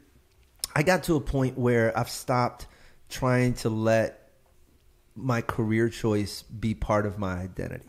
If that makes it, I'm a dude who does things now, and it's mainly because I've realized that stand up is it's about a 30-year animal. It didn't even exist, or maybe 50 now, but there was no stand up. You go back far enough into the 1900s, there's no stand-up. This is a completely fabricated, made-up deal that just happened to sort of become a thing people started doing in the 60s and 70s. And then now it's already flexing and changing and turning into weird YouTube. It's stand up by itself. I'd be surprised if stand up even exists as a pure art form in 20 or 30 years. Really? Oh, that's interesting. Well, because the business side of it, it's morphing. It's blurring the lines. Very blurry. And I think people will still be talking and making point, but the concept of just standing in front of a room full of people and talking the way we do, I don't know. You mean because of like VR stuff or just the business itself? All of the above. The tech is changing. The environments are changing. The people converging in a room together and just being in a room with another 300. Have you messed around with VR at all? Virtual reality? No. I'll bring a rig over. You can sit courtside at a fucking Lakers game. We were talking about this, remember? Courtside. Yeah. And you can look around and Jack Nicholson's to your left and cheerleaders are to your right. Yeah. And right behind you is everybody up in the stands. Is this a live current game or a past? It's right now past games. I think there are some live ones they do because it's just you can stream. It's simple. Is that with Oculus or with something else? So I do through Oculus. Oh, cool. So the Oculus Go, they have the Quest coming out, but Oculus Go, you can go into these environments, and it's given the choice between being in the seats I go to when I go watch the Rockets, which aren't bad, or sitting courtside in this VR environment, you've never seen anything like it. Question: in order for them to produce this, do they need to have place next to Jack Nicholson a 360 camera? Mm-hmm. Yes. So they can only do it to old events where there was a 360 camera. You can't go back. Yeah, you can't retrofit old games, and like you can't go back and watch an old game that way now. So, but they're putting these 360 cameras in like every game. So some of them you can live stream. So it's just there and it's just pumping it out, and you're watching it while it's happening. It's nuts. And then. Oh, go ahead. Later, you could catch a replay if that game was recorded. Yeah. 360 camera, and it would still react in real time. So basically, when they set that 360 camera next to Jack Nicholson, they already know we can sell this seat 10,000 times for 10,000 years. Yes, instead of one time, one person, one game, and that's why it's changing. Exactly. So Jack Nicholson got to look around, but like, God dang, ain't no humans by me. Right now, granted, Jack Nicholson still has to keep coming to games long after people have stopped showing up. Eventually, it's just going to be you sitting next to only Jack Nicholson. And later, it's a hologram. Yeah. Imagine once they start putting 360 seats in every seat. This is. I don't like that stuff. It freaks me out. Every time I was like, I can't. I just can't do it. It's too close to the Matrix. Yeah, it's way too close to the Matrix, bro. I'm already convinced we live in that. So dude, me too. Life's not real. Man. I thought I was Neo the whole time. So we're all the stars. We're all the stars. The reality is none of us are the stars. There's only one of us. And when I leave here, you guys just disappear dude. like non-player characters into the background. You're fantastically written, Chingo. Yeah. Like the nuance, right? Like it's almost as if I'm really here. We're just really castmates in your crazy fucking movie. But this isn't. In the argument is that if technology has already gotten to a point where you and I can sit at a Lakers game, and you've done VR, so it's the Sony VR is awesome. It's real, man. The graphics aren't there, but the experience is you'll walk into a wall, you'll forget where you are, you'll fall off a bed. It's insane. I skydive that way. You can do so much, bro. I'm just gonna bring it over. You can skydive, but you're like on a coffee table laying down. You could. I mean, stand up. You could just. I play. There's a wingsuit game that I play, and I put it on. I end up sitting down, but I find myself, dude, like. Yeah.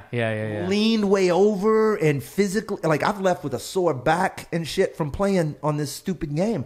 But the just where it is now is indistinguishable. Yeah. So imagine, take this to the end. Look at this versus our Mario Brothers when we were growing up. That 8-bit, like a motherfucker. Yeah, pole position. You remember that shit? Versus now, I can put you behind the wheel of an actual Ferrari on the road and get you motion sick. I've done that F1 simulator, dude. It's fucking crazy. So if you can get there, if you can make the gap from jump the gap from 8-bit technology to current VR, which is how many bits? It's 5K. I mean, it's shooting in 5K and then wrapping it in a 360 environment. Remember that movie of Sylvester Stallone where he's driving the Formula car? Is it Sylvester Stallone? No, is it Rush? Oh God. You know what I'm talking about? Yeah, but I just went Days of Thunder and got Tom Cruise and the VR looks like the cockpit of that car. Like it's that realistic. So who's to say? I'm still so nervous. So hear me out. My palms. I read about all this shit like 10 years ago. Yes, my hands are listen, sweaty right now. So if they can jump that gap from there to there, who's to say that you can't jump the next gap, which is from there to this, that you can't make something that is tangible and tactile and tasteable? And how come you can't just tap into all those senses already? You can already kind of get to the the visual cortex without going through the eyes and make people see shit that they're not. I mean, that's how stuff works. The brain, yeah. So if you can create an environment that's this real, it's likely that we've already gotten there. Plus, they say there's like this little chemical that one of the glands in the brain like secretes and shit. Mm-hmm. I don't know if it's the pituitary or what. One of those. One of those like DMT type things. Oh, yeah. That supposedly is our internal little VR thing where this is why we can interact with our environment and it feels so real. To us, like, oh, these are atoms, right? This is matter, but we're not. The reality is, like, my fingers aren't even touching. Like, they're just forces repelling each other. Nothing's ever like touched. Magnets. Nothing. Yeah, absolutely. It's all just forces and stuff. So, if you could distill all that down and recreate it mathematically, there's nothing to say you can't create an environment like this that you can walk into, and it's completely indistinguishable from reality. And you know what's stopping us? Just a little bit of time, which leads to processing power. Mm-hmm. That's it. So computer processing power has been doubling in size every 6 months since the inception of the motherfucker. Yep. So it's only on a graph. It's doing this, and the minute it goes up mathematically, that's called the singularity. Yep. And when the singularity happens, we're not there yet, but when it happens, we're binding with machines. Then her anxiety really goes up. I wish people, listeners, could feel my. I'm cool. Attention. I am cool with the concept that I live in a box on a programmer's desk somewhere. What I'm not cool with is AI technology taking over this world. You watch like those Boston Dynamics robots? Yeah. Oh. Dude, every day they release another one. Today it's the cheetah robot, and then they're German like Shepherd it's the cheetah snake robot. And you're like, how is this robot? It's a fucking snake and it can jump. I need to watch that one. It's gonna remember like, you kicked me, motherfucker. I'm getting you back. They do, when you watch that dude in there just pushing the robot down every day. The robot's trying to pick up the box, and the dude's just pushing it. He's going first. 100%. 100% for first. Sure. For sure. You can't pay me to fuck with a robot. I'm going to have nightmares. Look, robots. I'm all about robots' rights. It leaves the house and it goes running through the forest. The one that's doing box jumps, like, imagine how much it weighs, and it's just like jumping on these does a box jump, and then it's like, I'll do a front backflip. Yeah. Like, how do you do it, robot? That thing will take J.J. Watt and just fucking in a heartbeat, limb by limb, like Harambe, like a wishbone, just. Yeah. It's like fuck your box jumps. Oh, JJ. He's like flipping the tire, but he's making it do like diving tricks. He's like, I put a spin on it. Speaking of Rockets in VR, though, they're playing Golden State tonight. What? You're a Rockets fan, right? Yes. Talking about. So this is the fourth time they're playing the last year's champs, and they've won every game. So the Rockets are like killing the West. Could be the next champ. So they're making all these commercials where it's like game 1, Harden, dominates. Game 2, Paul. And game 3, now game 4 is like, can the Rockets continue beating Golden State every game? I love that there's still rivalry during the regular season. Like, I feel like we just quit caring about regular season anything. Yeah. There's so many games, 80 something basketball games, 162 baseball games. Like, I want to care. But I can't care until stuff's on the line. Yeah, like it's just I'm a fan. I'll go sit there and hang out and watch. I like watching people play basketball. Yeah, it's a time commitment too. But you just to get emotionally invested when there's nothing on the line. You're like, oh, are you guys? I'm like, I got 2 kids, bro. Yeah, you're 21 and 14. This means nothing to me. This game's not going to change anything. It's so funny. And I'm also jaded because I'm a Houston sports fan, and I'm just used to nothing mattering ever. Yeah, if it's not Houston, that's kind of how I am. They're looking good. Yeah, let's talk in the postseason. Yeah. Man, let me ask you, bro, because we completely I'm curious. You're from Beaumont. Uh-huh. How did you first get into the comedy game? And this actually goes back to answer some of your question. I grew up. My mom was a single parent. She was a school teacher. She raised 4 boys. And I went to this like all black middle school, and I would wake up. The only thing that kept me from getting my ass whooped was the fact that I was so fun. Like, I could outsnap anybody in school. They would, get the white dude, get the white. I would bring me over for lunch. This thing kept me from getting my ass whooped. But I would wake up every night and go turn on A&E's Evening at the Improv. My mom would go to bed at like 9. At 10, Evening at the Improv would come on. And I'd go I'd turn the volume on 1. I put my little ear up next to the TV and I'd write shit down. Anything I heard. Oh, that's hilarious. And then I would go to school the next day and crush. And light them up. Crush. None of that shit was Standing mine. ovation. Oh, every day. Every day. I had the best of the best. Seinfeld was writing for me. Are you kidding me? Yeah. But nobody knew. And I was just a funny dude. And then after high school, I was like, man, I was in college trying to be a civil engineer. And that nobody even took into account the fact that I never made it past Algebra 2. They were just, my dad said I was going to be a civil engineer. I guess I was going to be a civil engineer. In my sophomore year, I dropped the fuck out and I went to work for a radio station. And I thought that was what I wanted to do. I'm going to be a DJ in my hometown. You know, when you're 7 to midnights in a town of 115,000, you're God. And it was wonderful and it was awesome. But I was dropping off. I was writing shit for the breaks. Every DJ thinks they're a stand-up comic, and they're not. Any DJ listen to me. Just go back to playing the music, bruh. We're horrible. And I would write those things and I would deliver them like they were mine, like they were funny. And you had no way of knowing that they sucked. That's why radio DJs don't become good comics. And it's because when we do stand-up, we're confronted with the silence of an audience. At worst, on the radio, your phone doesn't ring. That's the worst feedback is no one calls. You don't. So at best, at your very worst, you're neutral in terms of feedback. At your best, somebody calls in, man, that was really funny. Yeah. But at worst, you have no critique at all. You just do something. You don't get a phone call, so you think you're doing well. You can't possibly improve. So I was writing shitty jokes, and no one was helping me write better jokes because it was just me in a studio. And eventually, I left there. I was bartending at a comedy club, and I had my notebook full of all this stuff. And my buddies dropped my name in the bucket on a day, like just didn't even tell me. Next up, Slade Ham. I'm pouring drinks. I'm like, what the fuck? And I ran up, and I sucked. I was so bad. And you could not convince me of that for about 4 years. I thought I did I came off stage, fist in the air, just rah! And like people had to have been looking at me like, did he see the same show we just saw? And when did you realize like, maybe I wasn't popping? Years down the line. When you start looking at what you're currently doing, you think versus back. You just go, man, there's no way. But no one told you were bad. No, like none of your friends were like, bro, you should kind of maybe work on this tag. Or I'm in Beaumont, Texas. The comedy club is brand new. I mean, it's a concept. It's new, not just as a business. It's conceptually, this town has lived in a world where you grow up, you graduate, you go to work at the plant, or you move. There is no stand-up comedy. We go eat at the same 4 restaurants, and we go to the same college, and we go work at the same plant, and that's what life is. So for this, my friends didn't know I was a rock star. They had no point of reference. Shit, you're brave enough to get up there? Woo! Winner. They didn't know I sucked either. It was just, I did. Wow. Imagine if you had Twitter in your early days of radio and people were tweeting like, you suck. Bro, if there'd been Twitter or if there'd even been MySpace when I started stand-up, I don't think I'd still be doing stand-up. I don't know how anybody does it now. See, and it's I don't care how thick your skin is, how big your bravado is.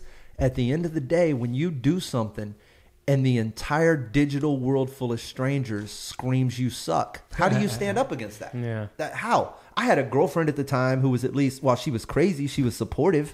And she like, you do you go live your dream. And I would go every night. But don't you leave me or I'll cut you. Or if you stay, I'll cut you. She was that one. Either way, I'm going to cut you. Yeah, I got cut. But you better get on stage. But I was driving from Beaumont to Houston 3 nights a week, sometimes 4. Wow. I was working out at Times Square on Wednesdays, which is like the hoodest of hood rooms. And then I was doing the laugh stop on Mondays, and then I would come into the showcase or the spot or the stop on Friday, Saturday, or Sunday.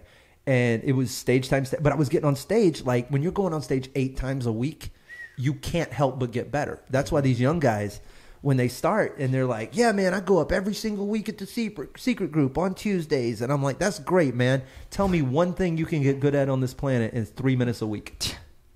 Nothing. You can't learn shit in 3 to 5 minutes a week. But you can in 30 minutes a week. You can when you're out there hustling. And that's when you started doing stand up, bro. It was the most before we even knew one another. It's literally what I told you. I do 3 minutes at the Secret Group every Tuesday. Honestly, before we were even friends, though, it was. I remember hearing about what you were doing, and they were like, "So what do you?" Because that's the question. Anytime you hear somebody move from one, it's the conversation with Stormy Daniels right now. Someone moves from one genre to start another, and some people do approach it with a. Oh man, this is easy. I was a star at this. I'll just do this. I'm good at porn. I'm gonna be good at precisely. It's so before I even knew, and someone would ask what I thought. I was like, bro, he's at every mic.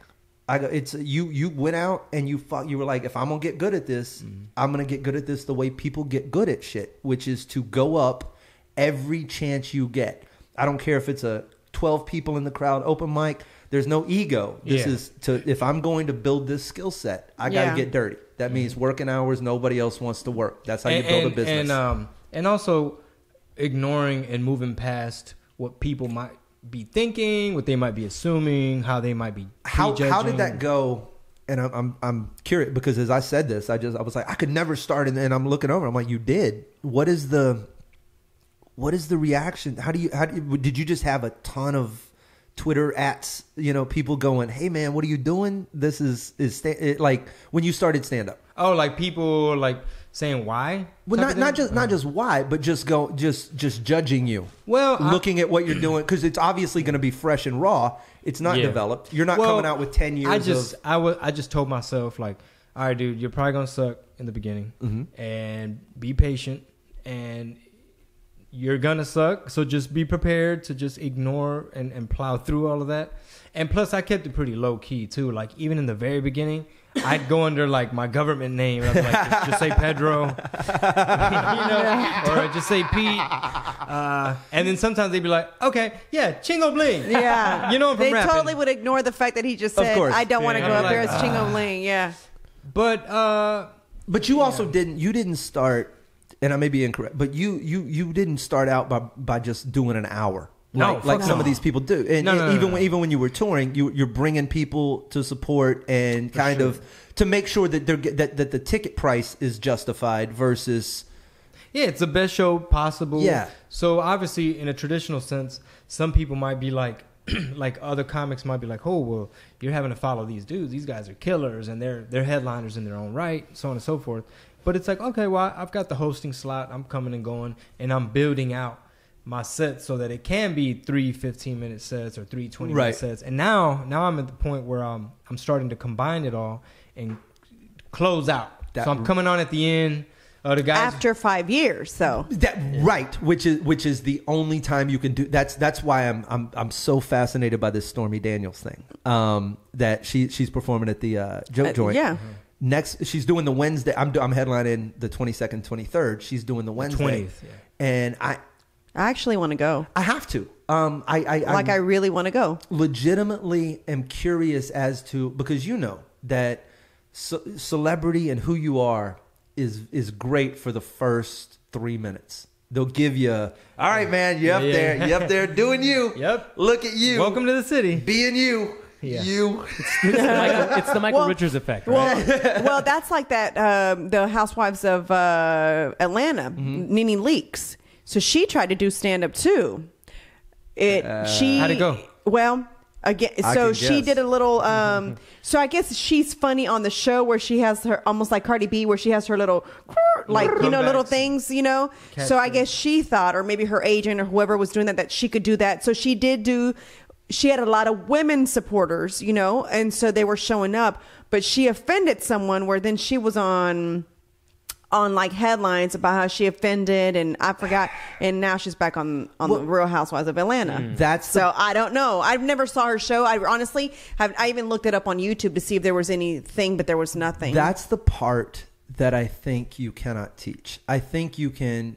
I respect, like a lot of pro wrestlers do it. Brendan Schaub, some of the MMA. There's a lot of people out there who aren't stand-ups who are doing these storyteller tours. And I don't have it's the same way I looked at like John Leguizamo when he did Freak. And all right, this isn't stand-up. It's like a one-man show. But it's awesome to watch. The same way I would happily sit there and watch Mick Foley tell stories.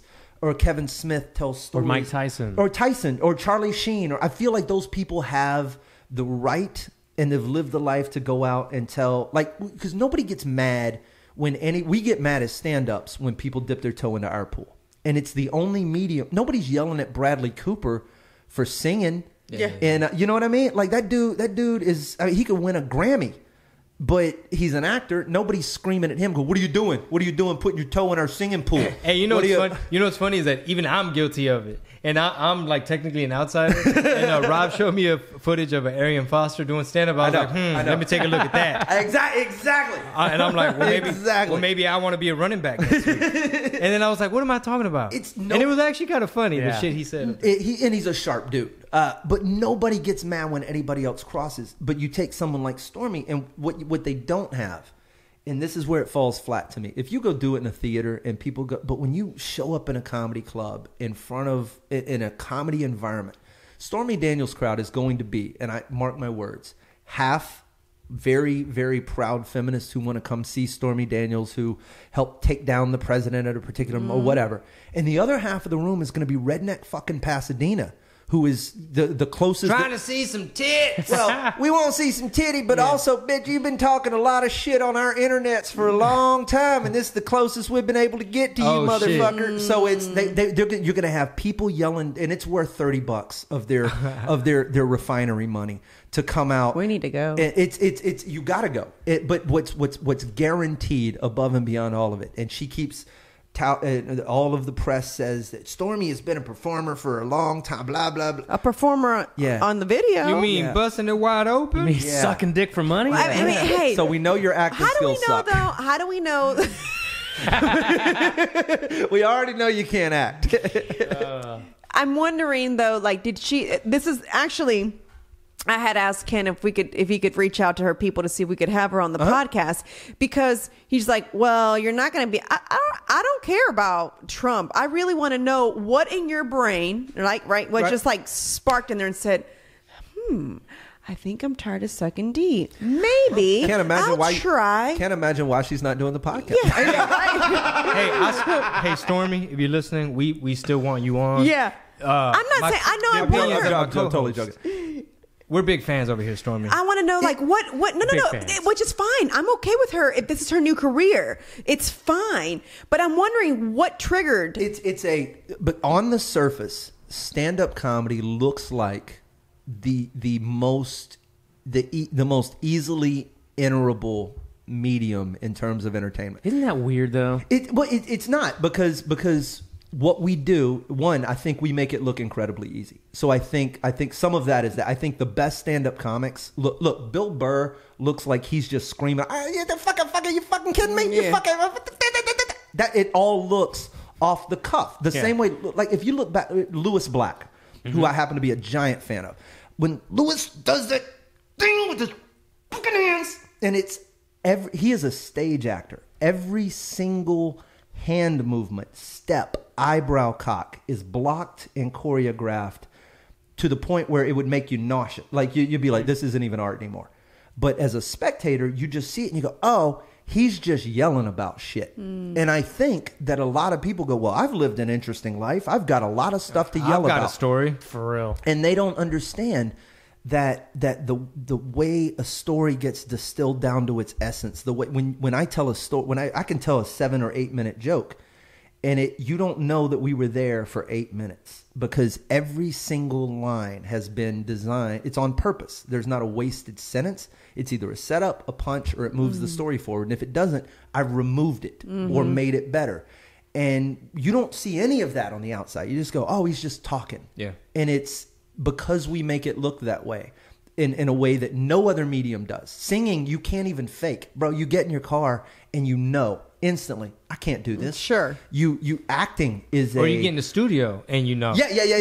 This note is out of my range. Yeah, but it's very evident in a way that stand-up doesn't have a comparable measuring stick. You know what I mean? You know if you're funny and not funny. I'm sorry. I don't know. No. The crowd, I know I'm not fucking funny, so I wouldn't even let you know. dare. But early years, he's like, nobody can tell me I was bad. Sure, the human ability to not hear awkward silence blows my mind. In stand-up particular, I know guys they've been doing this for years, decades, and they're awful. They've never heard the silence that we hear. And I don't know what that sounds like. Someone should write a dissertation on it. This should be studied in depth. It should be. Because you just block that out. And you're like, you have to know. It's delusion. This has been uncomfortable for me to watch for a decade. Yeah. How are you still? You're living it. Yeah, man. Some people aren't self-aware, and you try to help them sometimes. y'all are looking at me like, we talking about you, motherfucker. No, I mean, you can ask him. I'm quick to tell him because I sit in the back, and so I'm the one And then observing. you watch the tape, and too. I'll tell him, I'm like, yeah, you know that one? You should probably take it out because this is the third time we've seen it, and no one has really reacted to it. So let's find a different way to, say that, or Right. Then I cry. And then a few moments later. That's the way I wrote it, though. And then my tantrum goes away. I get a little fussy. I get fussy. But for a Stormy, there's no way she doesn't have a baseline for what she's never. You don't know what a room feels like when you're rocking it, so you can't know what. But maybe it feels she like. does because listen, let me ask you. She I don't know popping when room you've was got on. to make these, and I only know that because I saw that one documentary. When you make a porn.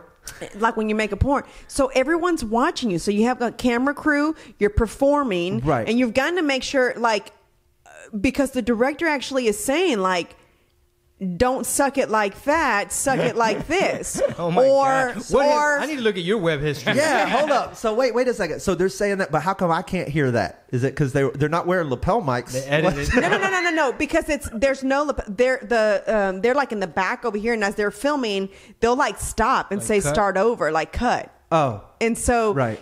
So some of that, and I watched this, if you ever have a chance, watch this thing called sex education. Generation What- Wealth. Generation Wealth, where they talk, this girl. What's it on? Netflix, right? No, Hulu. Oh, I'm all over this. And so watch that when you get a chance. Or And Amazon. it's Fuck, I don't different. know. It's different stories about this generation where everything we've talked about. And one of them, the girl is about to have, they're gonna fist her, and all the guys are just sitting around waiting, Getting their their fists turn, ready. getting their fists ready. And yeah. But so maybe for all we know, somebody bust a load in Stormy, and then after that, she has everybody laughing behind this. Behind the set. We don't know. Maybe she's killing it. Maybe she's a human lollipop over here. But she's also dropping one-liners. Yeah. Just mad knowledge that I don't know about. She still has to perform technically. If you want to get technical, she's still performing. I can tell you this: nothing is more uncomfortable than dropping a joke in front of a crowd who stares at you. Yeah. And I include a line of 7 dudes with their fists up. Nothing is scarier than dropping a line. I can't wait to see it, which is why my questions were real simple. I was the one that submitted them to Ken because he's like, "What are you going to ask?" And so that was one of them. Did you get writers? Maybe did you sit down with a group of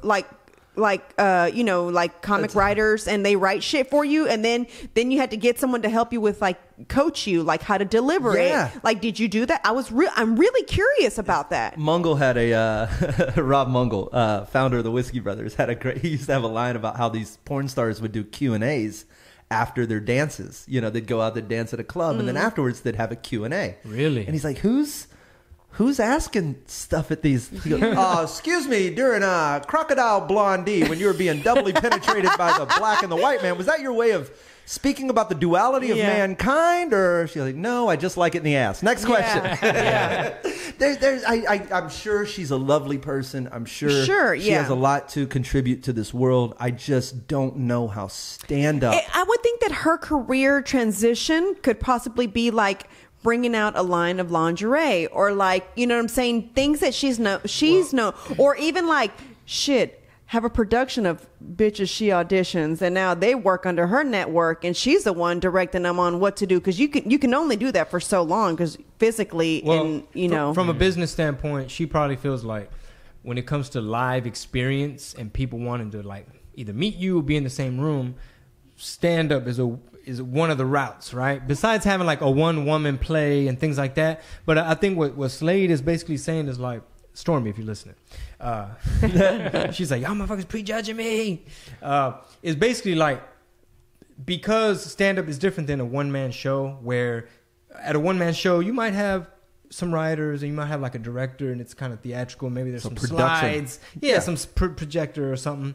Whereas stand up, what you said is like distilled. It's like you're having to figure out what works, what doesn't. Yeah. So it takes many repetitions and time, and it's an investment of a long term type of thing. Incredibly, and I feel like celebrities miss how one-dimensional stand-up really is, and it's one of my frustrations. It's why I wrote a book. I'm frustrated by the fact that stand-up can only be funny. Like at its core, I love it. That's why I do it also. But stand-up has to be funny. Your point is welcome. Your opinion is welcome. Your story is all of that is great, but only if it's funny. So when you see people like this come out, and I'm like, you're not doing stand-up. You're talking. And a monologue is drastically different than stand-up comedy.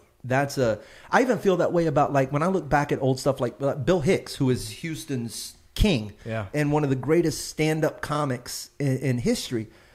A lot of his older shit was like the recorded stuff anyway. The stuff that we all hear, way more monologue than stand-up.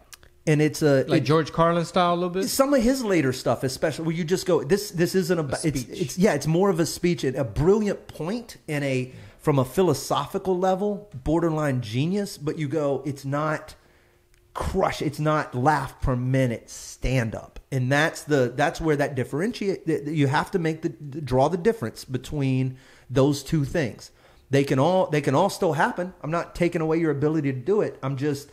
It's disingenuous when you call it the same thing as what I do, because you remember, did you watch the Nanette special? What's her name? The Australian, I can't remember her name. Big controversial deal on Netflix that had come out. And it wasn't Hannah Gadsby, was it? Hannah Gadsby. Okay. Yeah. The special was called Nanette. Yeah. And it was the first 20 minutes or so really... It was more of a TED Talk than anything. That's absolutely. Yeah. But the first 20 minutes was formatically right. Mathematically stand up. It wasn't to me. It wasn't written to me. It was written from a gay Tasmanian woman's perspective. We have nothing in common, but I can recognize the structure.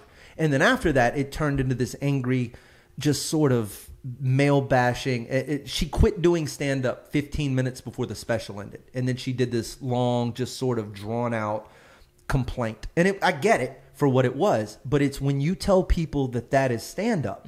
They start showing up at clubs expecting that. And for me, who doesn't do that at all, me who lives in this sort of purist stand-up bubble, one man, one microphone, laughs per minute.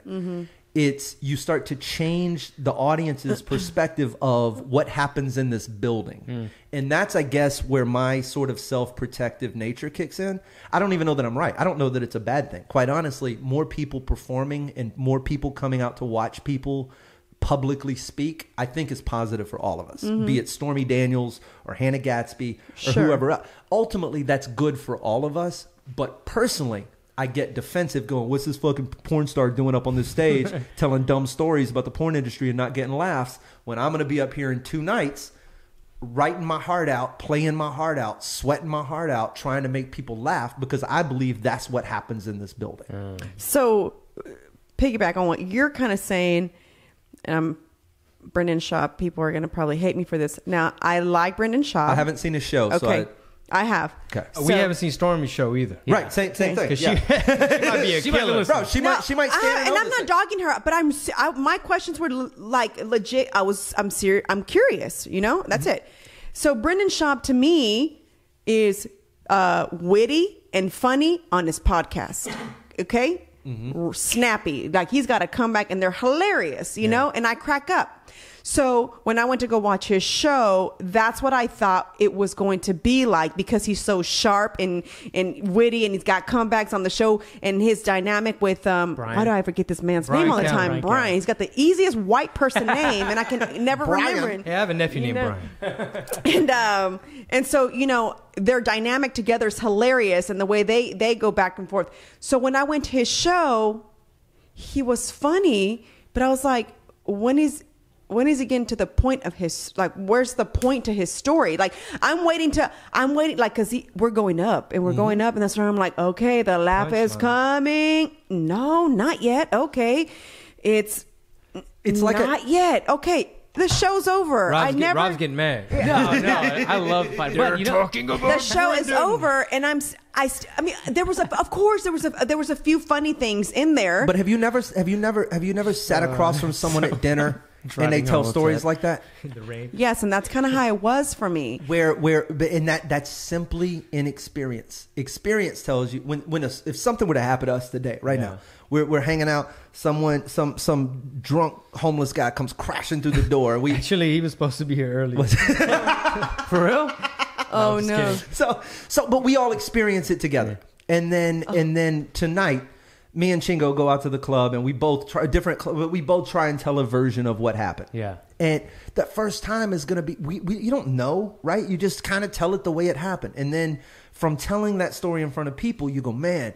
All right, they really didn't pay attention to this part. They really didn't pay attention to this part. So the next time you tell it, you embellish. Abbreviate those parts, or you make them bigger. All right, cool. I got to make this more listenable.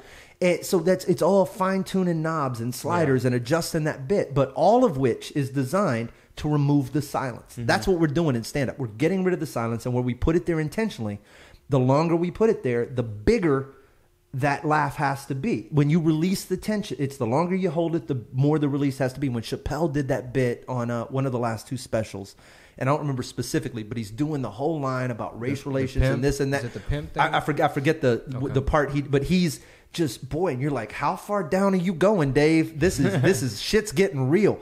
And at the bottom of all of that digging, he goes, and in all that time, Bill Cosby raped 67. Yeah. It was the biggest tension relief when he released that tension, but it was because he built it up. So you wound that spring so tight that when it popped, it has to be a bigger pop for the longer you hold it down. So we do this automatically as we're editing stories. So by the time I've told a story on stage 3 times, that story's stage ready. Yeah. I cut through the process quickly, but regular people do not. It takes some people 100 dinner parties to get their best story down. That's why they only have one fucking story. Yeah. You know what I mean? How many guys do you tell the story about the so-and-so? That's their story. Here That's it is. Yes. And they do it, and they lay it out there, and they do it perfectly because they've been doing that story for so long. Someone like Brendan is just new to the game. Yeah, it's funny you say that, and it's funny you said that the dynamic was really good between him and Brian on the podcast, because they started touring The Fighter and the Kid, and that was Brendan's introductory to the stage, right? Oh, so they toured it for like 2 years, and then like this special that's coming out like in a week or two is the last 2 years of touring all the UFC stories and the Hulk Hogan bit and all that stuff that we saw at the Improv. And now he's like, all right, that's all retired, right? So now coming up is like real material. Like, nice. This Okay. is his 5th year in the game too. So let's see what he develops in his next. Oh, I didn't realize he was 5 years in. Yeah. See, that's... Sound like a challenge the way he looked at me when he said, "You know, Brendan finna hit his 5 years too, Chingo." But he already got a special. But I'm not like dogging him because I like him. Do you see what I'm saying? But one thing is, and this is another thing about comedy that I hate, is before I used to be able to probably go watch it and enjoy it without knowing, like anything that goes on behind the scenes. You know too much. I haven't watched a stand-up special, and I don't even know and how long. I hate it now because I'm sure had I gone to watch him, his stories would have been great, but I'm waiting for a setup, a punchline. You see what I'm saying? You sat too close to the magic show. And so, exactly. Yeah, so now it's just like, I just so feel like... he's got the card in his hand. It's fucking, Now she's watching TV, and from the kitchen I hear her, "You're pandering to the crowd." But there's a show on... canned laughter. What's that show, babe, that I like watching on Amazon Prime? It's the Marvelous. Miss Maisel. Miss Maisel. What did you see? You haven't watched it? Well, I actually like it because I like the fact that it's a female comic, and I wish that Jerry always says if there be more funny females, it probably would be. There's not enough, but I think there are a few out there, but that show, I like the way they show the struggle of like what it is to like really go and write, and she pays for some, and all this. But at one point she kind of gives up because she starts to realize that when she goes to these dinner parties and has conversations and tells stories about him, she's getting the laughs. So then she's going back and writing in her notebook what worked in that story and what did not. So now she's hosting dinner parties telling stories. Yep. And it's working for her. And now she's sitting at these, and that, what that reminded me of is what I told you this after we watched Joey. I said, Joey reminded me of that because his stories are so fucking amazing. You're You're laughing. Joey Diaz is the funny, and screw the stage. Fuck stand up. Yeah. He's the funniest human being I know on the planet. His life is dirty and dark. A guy he kidnapped 30 years ago came to his he wasn't allowed in the state of Washington for, I don't even know if his story, his life. He's lived. It's like unbelievable. Like, did that really happen? Yeah, that's all those things. He's got source material that we could only dream of. Yeah. But he is the most entertaining human being. If you just let him, I would listen to him talk. If I was dying tomorrow, if I had a day to live, fly Joey Diaz in and give him 23 of these hours. I'll hang out with the rest of you in the other one. Yeah. But just let Joey talk for the other 23. Yeah, because that's how I felt. Because I felt that's like a skill set, man. That's why I dropped off an envelope. Oh, that good reefer. And it was quite apprecited, man. That good was, reefer. Woo. Yeah, that didn't make it out of the green room. Do me a favor, Slade. I need you to run this back there. It was just like that. I got you. It's already on its way back. Yeah, but he's one of the. When I was watching him, like the whole time, I'm just like, damn, this guy's telling a fucking story, and the whole story is funny. But that's again, we come back to this economy of words and nothing being wasted. And instead of Joey doesn't. There's not a single, if he says this guy was smoking weed, it can't just be weed. It's got, he was smoking the weed R. Kelly smoked before that interview. Yeah. It's the shit that killed such and such. Yeah, that's what the Giants smoked before that fourth quarter 4 years ago. Yeah. Like he's got a line for everything's a metaphor, everything's a side note, and then he punctuates it with that innocent yeah. That man, where it killed the crowd. But you watch the show. The amount of things that in this day and age would be deemed not just offensive, but like wildly career-endingly offensive based on our current world model. And he just, without giving a fuck, with a little bit of his middle fingers up and just laughed right in your face. Of course it's offensive, you cocksucker. Yeah. That's brave. Yeah. That dude is magic. It was that's why I think that storytelling it's all I know how to do. Yeah. It's some people are. I look back at the Mitch Hedbergs of this world who were Andy Huggins, who's the guys who write these one-liners, set up, punch, change the subject, and I'm like, I would have to remember 300 things. Dude, the old Mitch Hedberg stuff is fucking, it's unbelievable. The what? Mitch Hedberg. Do you ever watch him live? Like YouTube clips. Oh, no. I mean, no.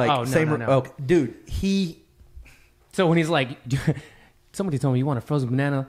I said no, but I might want a regular banana later, so yes. Yeah. It's like shit like that. It's like, what? The subtle timing to knowing where to pause and the way he would, because he didn't really talk. I mean, that was just I like when people hand you a flyer, man. Is their way of saying, hey, you throw this away. Like, but he would, and then the next joke would be about ducks and sun chips, where you're like, there's no... my brain doesn't recall 300 pieces of data. What I do remember are 6 things. I know I can go up, and if I go kids, weed, rednecks, midget, heckler, girlfriend, that's an hour and a half.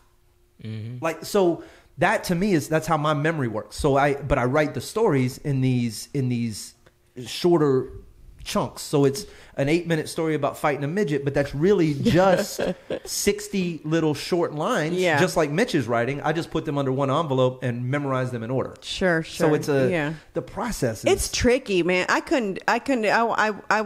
listen to you, to when you do a writing session, and and it's just like, man, like being funny is, you're either funny or you're not. And a lot of this shit could be taught. I think you can teach a lot of it, but there is something though, the difference between, like, I don't think I'm when I'm off stage, I'm like a way more serious person than I am fun. I live there. I live in an analytical state. I'm an introvert. That's who I am off stage. On stage, that's probably why y'all are friends. You're like, that's a description of Chingo. You're like, I'm sitting next to motherfucking Jack Nicholson at the game. He's at home with his Oculus fucking glasses on, not doing anything. I close the shutters. I'm in that bitch. Absolutely, man. I'm front row. I do this thing on my Instagram that said, it's Tip Tuesday, so whatever fitness question you have, I'll answer it, right? And so someone asked yesterday, so is Chingo funny all the time? And I wanted to write, how do I honestly reply to this? It's a good answer. You know? And it was just like, I just said funny. That's it, right? You said funny with a hint of anxiety. With a hint of anxiety and, you know, like all these Sprinkling some nerves. Yeah. So it's like he's got all the other, and he's an introvert. He's not, you know, he's not like, he's actually a little bit serious and very intellectual. He's over there stressing over the singularity. Yeah. No, 100%. Yeah. Dude. Yeah. He's the kind of dude you're like, I can host He's that worried hell. about his gut, and you know, he's coming to tell me about his gut, and we gut? really, yeah, What did I say about my gut? Oh, no probiotics, and Yeah. I was like, we really need to get on this probiotic stuff, and I was like, okay, and he's like, because I just read about the gut, and I'm just like, You know, fucking gut health, Marisol. Yeah. God damn it, Marisol. Yeah, because you went down your internet rabbit hole of worry. Yep. Yes. I read one Tim Ferriss book too many. You cannot read one too many. yeah.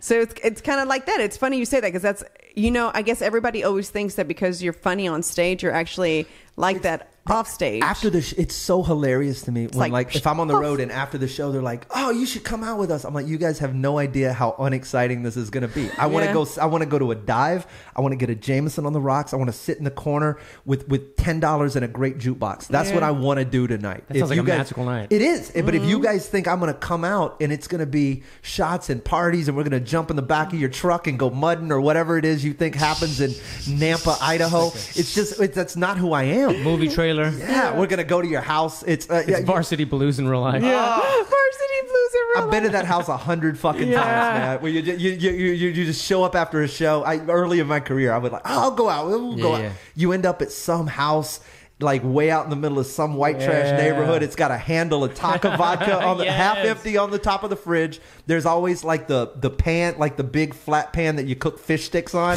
It is always sitting on the stove. There's like one fish stick on it. It's for no reason, just one fish stick and like a French fry. And that vodka's up there. They're like, do you want a shot? And you're like, I'm not drinking hot Taka vodka. They're like, well, would you like a fish stick? You're like, I'm gonna leave. I've been to that house 100 times. I give it a 10. I'm not social. I don't want to go to your dumb fucking party. I'd rather podcast than do comedy. Say, let's be honest. There's 4 people. This is manageable. Yeah, That's exactly, that's kind of how we both are. And it's like someone invites you, I'm just like, I start getting anxiety type of thing. Parking. I'm like, wait, how's this going to work? Sitter. You know? My best friend on this planet is Sam Damaris. He is my best friend. I love this dude like a brother. He called me up at the end of January. He goes, hey, man, he goes, can you unlock your door around and just leave it unlocked? I was like, what? He goes, I'm coming into town. He goes, I'm like, oh, okay. And I was like, cool, man. Like, you working this weekend? And he was like, actually, I got this gig on the 13th. And I go, whoa, it's the 29th. Oh, shit. And he goes, yeah, man. He goes, just how it worked out. Anyway, I'll see you in the morning. And I was like, I'm about to have a roommate for 2 weeks. And that's my best friend. That is my best friend. And I was like, It's like, damn, I wanted to wear my goggles. I'm trying to sit here with Nicholson, man. I wanted to watch Generation Wealth on Oculus. I got the rest of Sex Education to go. See what this fisting's about. You know, up close and personal. Fuck. He's like, I'd rather be at that fish stick house in virtual reality. And like, with goggles, give me the vodka. Yeah. Cool scenery. Go like, so, you want to shout out your Patreon and social media? Yeah. So everything is at Praise Whiskey. If you search the Whiskey Brothers, we show up on all the social media that way. The Patreon is Whiskey Brothers, but the podcast is Whiskey Brothers. And then I've got a side project. I don't know if I can say anything about it, but me and Scarface have been working on a thing. Some music stuff?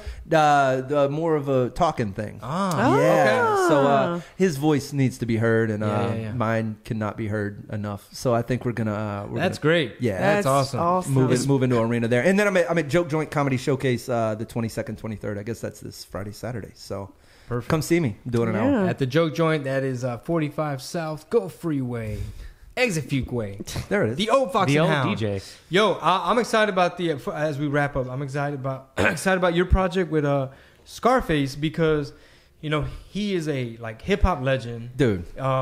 Just really I forget that. Super influential, like coast to coast. Not only is he like from here, but like people in New York, New Jersey, like respect him, love him. West Coast, from Ice Cube to E40, all these people that work with him. When Tupac. well, I mean, one, you know, he's done to have done a track with people like Pac and stuff like that, but I forget that there's a weird distinction between hip hop icon Scarface and Brad, this idiot that is like a dear friend of mine. We met hanging out in Davenport and Iowa.